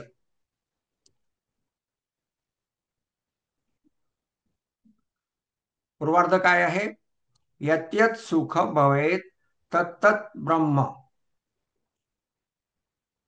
जे जे सुख ते ब्रह्मच होय, कारण ते ब्रह्मच प्रतिबिंबित झालेले असते. अंतर्मुख वृत्तीमध्ये याचे म्हणजे ब्रह्माचे निर्विघ्नपणे प्रतिबिंब पडते. वृत्ती ज्यावेळेस शांत झालेली असते त्यावेळेस ब्रह्माचं प्रतिबिंब निर्विघ्नपणे पडते. विघ्न काय आहेत? सत्वरजतम. त्यातले विशेषतः विघ्न कोणते? रज आणि तम. तर गुणातीत जेव्हा व्यक्ती असते त्यावेळेस निर्विघ्नपणे ब्रह्माचे प्रतिबिंब पडते. सत्ता चितिर्द्वयम व्यक्तम धीवृत्तयोः घोरमूढयाः शांतवृत्तौ त्रयं व्यक्तमिश्रम ब्रह्म इत्थम इरितम. अर्थ, घोर व मूढ वृत्तीमध्ये सत्ता व चैतन्य म्हणजे सत्वचित, सच्चित आनंद हे जे ब्रह्माचं प्रमुख लक्षण आहे त्यातील सत्वचित हे घोर व मूढ वृत्तीमध्ये सत्ता व चैतन्य हे दोन गुण व्यक्त होतात व शांत वृत्तीमध्ये सच्चित आनंद हे तीनही गुण व्यक्त होतात. याप्रमाणे विविध वृत्तीशी मिश्र होऊन असणारे राहणारे ब्रह्म सांगितले. वरील 4 श्लोकांचा अर्थ पुन्हा एकदा शांतपणे वाचून सर्व आनंद आत्म्याचाच असतो या सिद्धांतामध्ये बुद्धीचा निश्चय निसंदेहतेने करावा. आपण फक्त आता श्लोक न वाचता 4 श्लोकांच्या अर्थ आता वाचूया. अर्थ, श्लोक 1 चा अर्थ. आता या प्रकरणात ब्रह्मानंद रूप व द्वारभूत असलेल्या विषयानंद साधनेच्या अंगाने निरूपण केला जात आहे. या विषयानंदाला ब्रह्मानंदाचे अंशत्व आहे असे श्रुतीने सांगितलेले आहे. सर्व प्रकारच्या सर्व वृत्तीमध्ये ब्रह्माची चिद्रूपता चैतन्य हा स्वभाव प्रतिबिंबित होतो व शांत वृत्तीमध्ये सुख हा ब्रह्माचा स्वभाव प्रतिबिंबित होतो. श्लोक 19 अर्थ. जे जे सुख ते ते ब्रह्मच होय, कारण ते ब्रह्मच प्रतिबिंबित झालेले असते. अंतर्मुख वृत्तीमध्ये ब्रह्माचे निर्विघ्नपणे प्रतिबिंब पडते. श्लोक 21 अर्थ. घोर व मूढ बुद्धी वृत्तीमध्ये सत्ता व चैतन्य सत्वचित हे दोन गुण व्यक्त होतात व शांत वृत्तीमध्ये सच्चित आनंद हे तीनही गुण व्यक्त होतात. याप्रमाणे विविध वृत्तीशी मिश्र होऊन राहणारे ब्रह्म सांगितले. आत्मानुभूती प्राप्त झालेल्या अवस्थेतील आनंद. जीवनमुक्त अवस्थेत आत्म्याचा आत्यंतिक आनंद व्यावहारिक सत्तेतील कुठल्याही कारणाशिवाय कोणतीही कार्यपूर्ती किंवा अनुकूलता प्राप्ती किंवा भोगप्राप्ती किंवा इच्छापूर्ती होत नसताना किंवा झाली नसताना अनुभवास येतो. खालील ठळक भाग. या सर्व द्वंद्वाचा आत्म्याशी संबंध नसल्याचे प्रतीतीस येत राहते. स्वतःच्या ठिकाणी नित्यत्वाने मिळत असलेला आत्म्याचा आनंदाचा अनुभव, आत्म्याचे करणीय कार्य, अकरणीय कार्य, कर्तव्य, अकर्तव्य, पाप पुण्य इत्यादीशी असलेले निर्लेपत्व प्रतीतीस आणून देत राहते. मन, प्राण, इंद्रिये यांची काहीतरी प्राप्त करून घेऊन सुख मिळविण्याची धडपड क्रिया संपल्याचे व क्षण प्रतिक्षण पद्धतीने अनुभवास येणारी आणि न संपणारी अशा रीतीने अमर्याद असलेली शांती अनुभवास येत राहते. या शांत वृत्तीमध्ये ब्रह्माचे आत्म्याचे सुख प्रतिबिंबित होत राहते व आत्म्याचा अलौकिक अवीट आनंद प्राप्त होत राहतो. हा अनुभव जीवनमुक्ताने पुराण काळी, प्राचीन काळी, अर्वाचीन काळी घेतलेला आहे. सांप्रत सुद्धा हाच अनुभव जीवनमुक्त अवस्थेत येतो. स्वतः लेखकाचाही हाच अनुभव आहे. अशा रीतीने आता आपण पंचदशी मधील प्रमाण पाहिलं. आता आपण परत मूळ जो अध्याय 2 मधील श्लोक 38 वरील आपण जे चिंतन करीत आहोत, जे पृष्ठ 99 वर आहे, ते आता आपण पाहूया. तात्पर्य सर्व सुख आत्म्याचेच असते. प्रमाद, आलस्य, अनावश्यक निद्रा या तामसिक सुखाचा अव्यय करावा. राजसिक सुखात म्हणजे न संपणाऱ्या इच्छा प्रवाहाद्वारे गुंतून पडू नये. प्रपंचासाठीचा, उपजीविकेसाठीचा व्यवहार व त्यासाठी निवडलेली कार्यशैली हे दोन्ही सात्विक सुख मिळवून देणारे असावेत. कारण सात्विक सुख कारणाच्या दुप्पट असते, असं आपण मागील ओवीमध्ये पाहिलं. तर सर्व सुख आत्म्याचेच असते. आता सत्वगुणामध्ये सुख दुप्पट आहे हे जरी खरं असलं तरी सत्वगुण सुद्धा बांधतो. गुण म्हणजे दोरी. हे आपण विषय या आधीच्या अभ्यास वर्गामध्ये पाहिलेला आहे. त्यावेळेला आपण श्लोक 6 अध्याय 14 मधील श्लोक 6 आपण पाहिलेला आहे. अध्याय 14 श्लोक 7 तो आता आपण परत पाहूया, कारण सुखाशी संबंधित तो आहे. आणि सत्वगुण हा सुख दुप्पट करतो. श्लोक 6 काय आहे?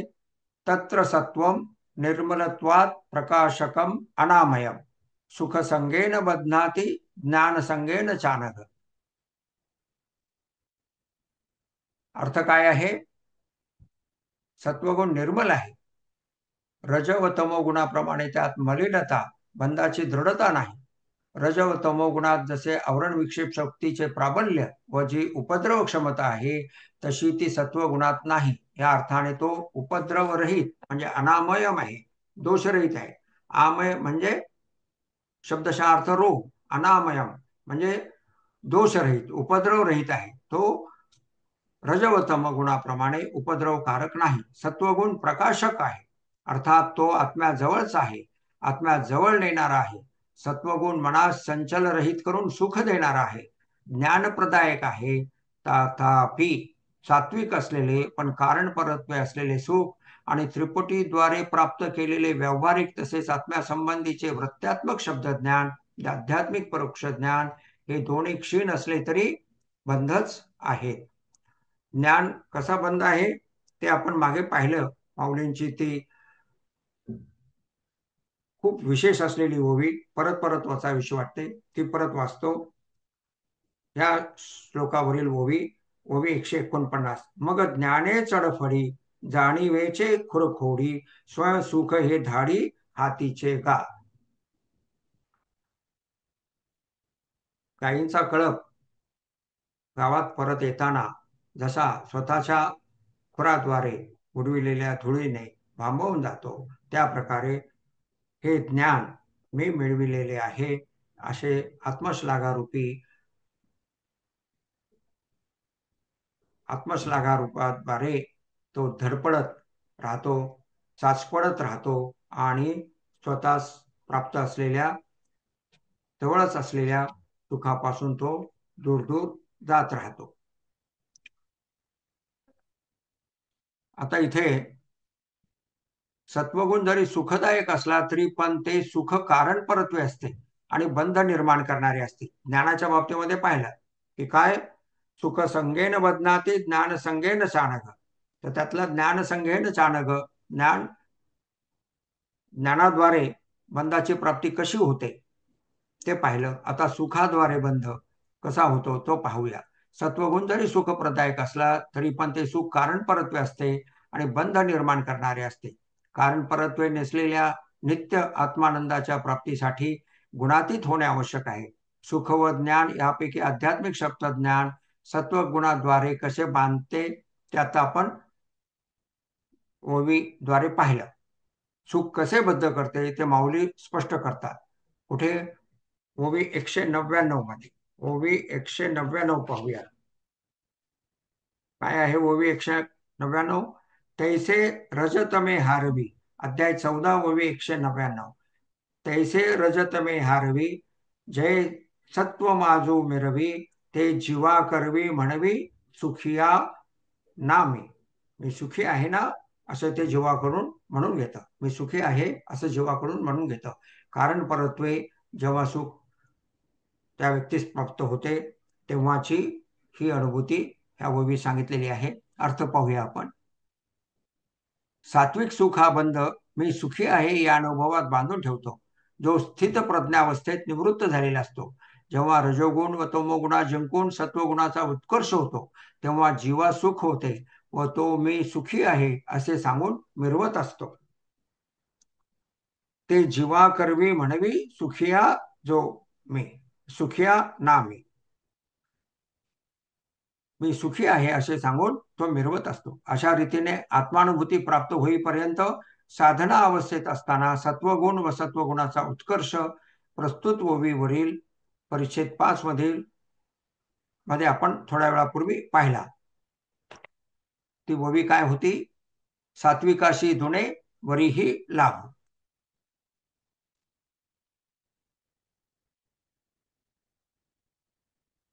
आता आपण अध्याय 9 वरील पहिल्या 10 श्लोकांचा चिंतन मागील एका अभ्यास वर्गामध्ये केलेला आहे. तो त्यातील सुखाशी संबंधित जो असणारा भाग आहे तो आता आपण परत पाहूया. तेथील श्लोक 1 व 2 चा अर्थ आपण पाहणार आहोत. अध्याय 9 श्लोक 1 व 2.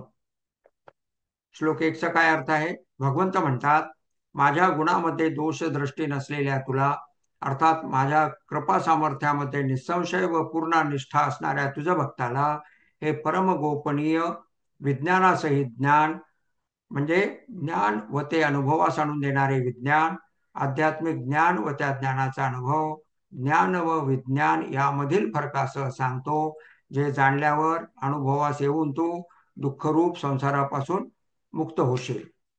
पुढचा श्लोक 2 काय आहे तो आपण मागीलही वेळेस पाहिला होता, आता आपण परत पाहत आहोत. राजविद्या राजगुह्यम पवित्रम इदम उत्तमम प्रत्यक्षावगमम धर्म्यम सुसुखम कर्तुम अव्ययम. अर्थ काय? सर्व विद्यांचा राजा, सर्व गुह्यांचा राजा, पवित्र व अत्युत्तम असलेले हे ज्ञान प्रत्यक्षावगमम, प्रत्यक्ष फलस्वरूप असलेले, अप्रोक्ष होऊन अनुभवास येणारे, अप्रोक्षानुभूतीस येणारे, म्हणजे कसं प्रत्यक्षावगमम आहे. धर्म्यम म्हणजे धर्मास अनुसरून असणारे आहे. सुसुखम कर्तुम हा महत्वाचा सिद्धांत आहे. सुसुखम कर्तुम म्हणजे सुखकारक साधनेद्वारे अनुभवास येणारे, साधना करीत असताना सुखाची उत्पत्ती करणारे असे सुसुखम कर्तुम आहे. अव्ययम म्हणजे अक्षय आहे, म्हणजे एकदा ते प्राप्त झालं, आत्मानुभूती प्राप्त झाली की ती न जाणारी आहे, असा येथे हा श्लोक महत्वाचा आहे. आपण हा पूर्वी पाहिलेला आहे. तर प्रत्यक्षागमम सारखी आपण इतर ठिकाणी जी पदं आलेली आहेत ती आपण पाहिली. ज्ञेयम, ज्ञानगम्यम, वेद्यम हे अध्याय 13 मध्ये ही पदे आलेली आहेत. आपण पाहिलं की ज्ञेयम म्हणजे ज्ञान मात्र आहे, स्वसंवेद्य आहे. ज्ञानगम्यम म्हणजे ज्ञानाद्वारे प्राप्त होणारे आहे, ज्ञान अनुभवास येणारे आहे, ज्ञानाद्वारे अनुभवास येणारे आहे. तसेच वेद्यम म्हणजे ज्याद्वारे ज्ञान प्राप्त होते, जाणवून देणारे आहे. बुद्धिग्राह्यम हे अध्याय 6 मधलं पद आहे. ह्यामध्ये बुद्धीला एकदा का ह्या आत्मानुभूती प्राप्त झाली आणि त्याद्वारे जो आनंद प्राप्त होतो तो बुद्धीला कळण्यासारखा आहे. बुद्धिग्राह्यम आहे म्हणजे बुद्धी चूक करू शकत नाही. आनंद आणि दुःखात बुद्धी चूक करू शकत नाही. हा आनंद आहे, हे दुःख आहे, हे समजण्यात बुद्धी चूक करू शकत नाही. इतकंच नाही तर सुखाच्या विविध छटा, दुःखाच्या विविध छटा यामध्ये सुद्धा फरक करणे बुद्धी जाणते. आणि अर्थात आत्मानुभूतीद्वारे प्राप्त होणारा जो आत्यंतिक निरुपचार आनंद आहे हा बुद्धीला समजणारा आहे, बुद्धी ग्राह्यम आहे. अशा पद्धतीने विविध ठिकाणी भगवंताने आत्म्याद्वारे प्राप्त होणारे सुख कसे असते ते निश्चिंततेने सांगितलेलं आहे, निश्चितपणाने सांगितलेलं आहे, दृढतेने सांगितलेलं आहे. जसं माऊलीने सांगितलेलं आहे की तळहातावरील रत्नासारखा मी तुम्हास आत्म्याची अनुभूती प्राप्त करून देईल. तर आता काही ओव्या आपण पाहिल्यात, पण सुखसंबंधाने असलेल्या ज्या ओव्या आहेत त्या परत एकदा आपण पाहूया, म्हणजे त्यामध्ये आपली बुद्धी स्थिर होईल. ज्ञानेश्वरीतील सर्व साधनेच्या काळात सुख आहे हे सांगणाऱ्या ओव्या आता प्रश्न आपण 100 वर पाहत आहोत. पुढील 2 ओव्या सिद्धांताच्या आहेत. ओवी 50 काय सांगते? साधनेत सुख असते, साधना ही सुखाच्या पायऱ्या चढण्यासारखी असते हे सांगते. आणि ओवी 51 काय सांगते? साधना काळात सुख असते, साधना सुलभ म्हणजे विनासायास व सोपी असल्याचे सांगते. देवीचे गा सुखाच्या पाऊटी, चढत येई जे जयाच्या भेटी, मग भेटल्या कीर मिठी, भोगणे याही पडे. ही ओवी 50 कुठली? अध्याय 9 मधली. देवीची गा सुखाच्या पाऊटी, पाऊटी म्हणजे पायऱ्या, चढता येई जे जयाच्या भेटी, त्या पायऱ्या, साधनेच्या पायऱ्या ज्या सुखस्वरूप आहेत त्या पायऱ्या चढत जाऊन आत्मस्वरूपाची मिठी पडते आणि त्या ठिकाणी भोगणेपणा संपलेला असतो हेही कळते.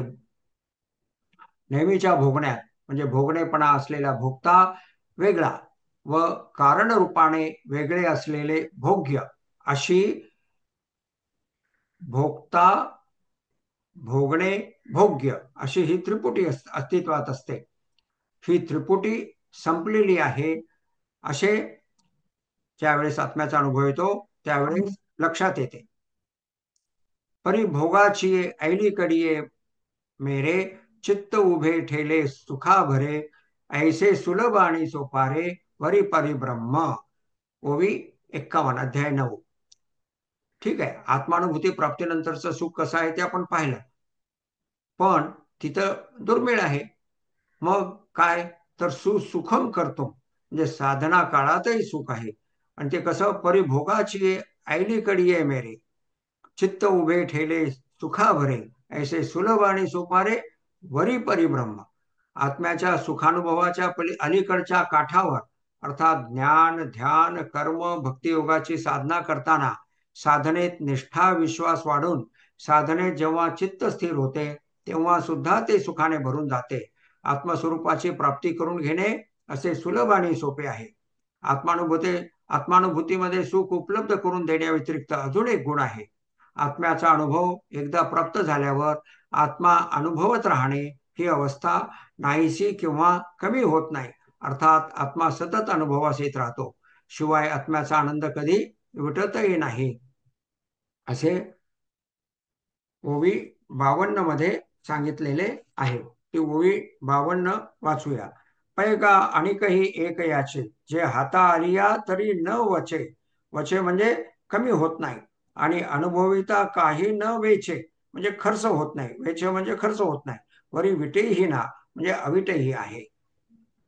अशी श्लोक अशी ओवी आता 9:52 मधील विशेष आहे.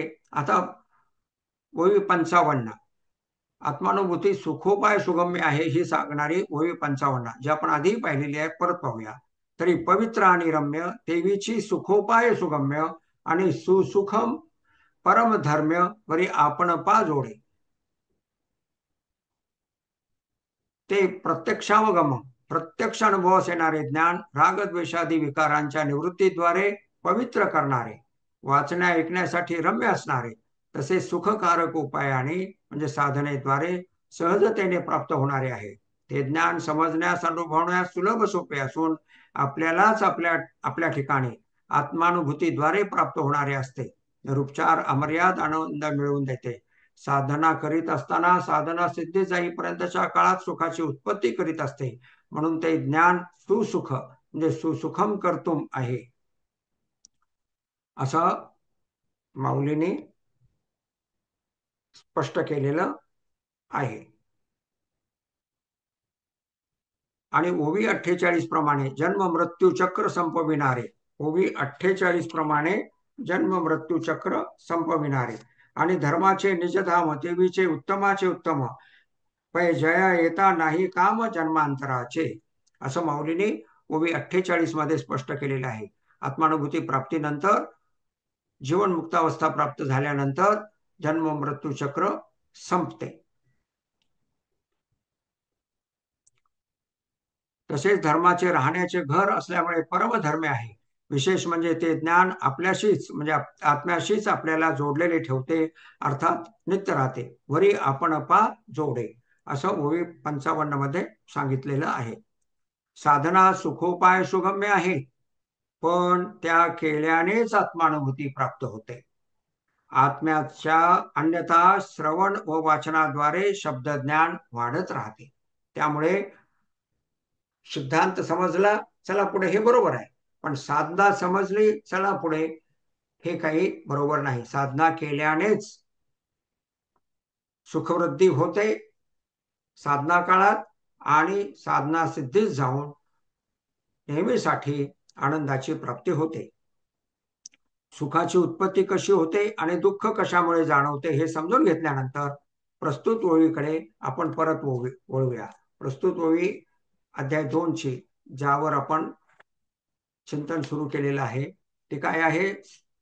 ओवी 226 सुखी संतोषा न यावे, दुःखी विषादा न बजावे आणि लाभालाभ न धरावे मना माझी.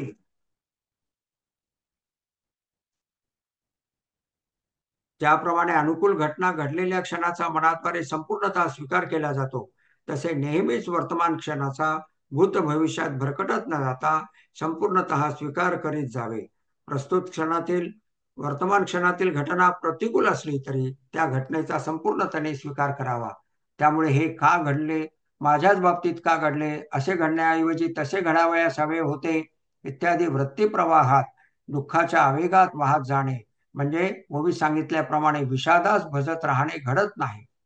घटनेची परिस्थितीची जबाबदारी स्वीकारली जाते आणि उचित कार्यवाही म्हणजे स्वधर्माचरण केले जाते. त्याचबरोबर ही जीवनशैली अनुकूल घटना घडल्यानंतर हरकून जाऊन निष्क्रियतेस प्राप्त होऊ न देता स्वधर्माचरणाच्या मार्गावर ठेवते. सारांश सजगतेने वर्तमान क्षणात राहून प्रत्येक क्षण समग्रतेने संपूर्णतेने स्वीकारून सुख दुःख लाभालाभाप्रती समता जोपासत वृत्ती प्रवाह शांत ठेवून कुटुंब समाज देशाप्रती जबाबदारी जोपासत सात्विक कर्म निष्कामतेने उभारणारी, अर्थात गीतेस ज्ञानेश्वरीस अभिप्रेत असलेली ही जीवनशैली साधनावस्थेत सुख दुप्पट करते आणि निरुपचार कारणपरत्वे नसणारा अवीट आनंद मिळवून देणारी आत्मानुभूती लवकर प्राप्त करून देते. हे लक्षात येईल की ही जीवनशैली सांख्ययोग, बुद्धियोगाचे प्रत्यक्ष आचरण आहे. प्रस्तुत अध्याय 2 काय आहे? सांख्ययोग, बुद्धियोग, सांख्ययोग म्हणजेच ज्ञानयोग. आणि आता याच्या पुढे जो येणार आहे तो बुद्धियोग. बुद्धियोग म्हणजे कर्मयोग. असं हे सांख्ययोग आणि बुद्धियोगाचं सार सांगणारी ही जीवनशैली आपण आता थोडक्यात पाहिली. वरील सिद्धांतावरून लक्षात येईल की सुखाच्या वृद्धीसाठी सात्विक कर्माची उभारणी, राजसिक तामसिक सुखाचा त्याग होणे, मन उर्मी आवेगरहित होणे, मन जास्तीत जास्त काळ वृत्तीरहित शांत राहणे आवश्यक आहे. हे ज्यामुळे साध्य होईल ती साधना. या अध्यायात व प्रस्तुत ओळीत ही साधना पुढील प्रमाणे सांगितली आहे. काय सांगितले आहे ओवी? सुखी संतोषा न यावे, दुःखी विषादा न भजावे आणि लाभालाभ न धरावे मना माझी. आत्मसाक्षात्कार होईपर्यंत समता जोपासणे, आवेगात वाहत न जाणे, अनुकूल प्रतिकूलतेच्या वेळी विषयाशी किंवा घटनेशी तद्रूप न होता, तादात्म्य न पावता साक्षी भावात राहणे ही साधना. आत्मानुभूती प्राप्त झाल्यानंतर विनासायास निर्लिप्तता प्राप्त होते हा अनुभव. अनुकूल विषय प्राप्त व्हावा व प्रतिकूल विषय प्राप्त होऊ नये या दोन्ही इच्छाच आहेत, ज्या उर्मी आवेग वृत्तींना प्रभावित करीत असतात. सुखप्राप्त्यर्थ या सर्व वृत्तींचा हृदयाच्या एकांतात लय करण्यासाठी माऊली प्रस्थित ओवीस साधना सांगतात. लाभालाभ मनात धरू नये, लाभालाभ न धरावे मना माझी. अखेरचा परिच्छेद पाहू. सारांश: इंद्रिये, सत्ता, संपत्ती, कीर्ती, स्त्री पुत्रादीद्वारे मिळालेल्या सुखात संतुष्ट होऊन त्या सुखांना चिकटून सुखाशी तादात्म्य पाहून तद्रूप होऊन राहू नये. तसेच प्रतिकूल घटना, आघात इत्यादीद्वारे प्राप्त झालेल्या दुःखाबद्दल विषादास भजत राहू नये, अर्थात चिकटून तद्रूप होऊन राहू नये. सुखाचा लाभ व्हावा, होत राहावा, तसेच दुःखाचा अलाभ म्हणजे वियोग व्हावा, दुःख भोगावे लागू नये, दुःख वाट्यास येऊ नये अशी धारणा मनामध्ये धरून राहू नये. साक्षीभाव जोपासावा, समतेत राहावे. आपोआप सर्व वृत्ती हृदयाच्या एकांतात अर्थात साधकाच्या स्वतःच्या ठिकाणी असलेल्या एकांतात लय पावतील. असे कुठे सांगितलेले आहे? अध्याय 13 ओवी 130 मध्ये सांगितलेला आहे, ज्याचा आपण थोड्या वेळापूर्वी आस्वाद घेतलेला आहे. आता इथे ध्यानाभ्यास सांगितलेला आहे. खरं म्हणजे मला असं वाटतं की आता आपण ध्यान न घेता अभ्यास वर्गास विराम देऊया आणि प्रत्येकाने स्वतः होऊन ध्यान करावं आणि वृत्तीरहितता कशी सुख प्राप्त करून देते, जीवनशैली कशी सात्विक ठेवावयाची आहे,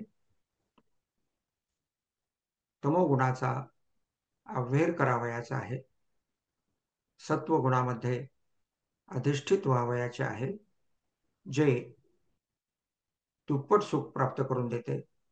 ज्यामध्ये कारण लहान आणि सुख दुप्पट असते, त्या सत्वगुणाचा आश्रय करावयाचा आहे आणि सत्वगुणाकडे साक्षीभावाने पाहत वृत्तीरहित होऊन स्वतःच्या ठिकाणी असलेल्या सच्चित आणि आनंदाचा अनुभव घ्यावयाचा आहे. अशा पद्धतीने ध्यानाभ्यास आता आपण हा अभ्यास वर्ग संपला की करणार आहोत. तरी मी दिनकर काकांना विनंती करतो की त्याने गजर करून आजचा अभ्यास वर्ग संपवावा. पुंडलिक वरदा हरी विठ्ठल श्री ज्ञानदेव तुकाराम सद्गुरु श्री ज्ञानेश्वर महाराज की जय. जगद्गुरु तुकाराम महाराज की जय. पंढरीनाथ भगवान की जय. विठ्ठल विठ्ठल विठ्ठल विठ्ठल विठ्ठल विठ्ठल विठ्ठल विठ्ठल. पुंडलिक वरदा हरी विठ्ठल. श्री ज्ञानदेव तुकाराम सद्गुरु श्री ज्ञानेश्वर महाराज की जय. जगद्गुरु तुकाराम महाराज की जय. पंढरीनाथ भगवान की जय. माझी मा माऊली.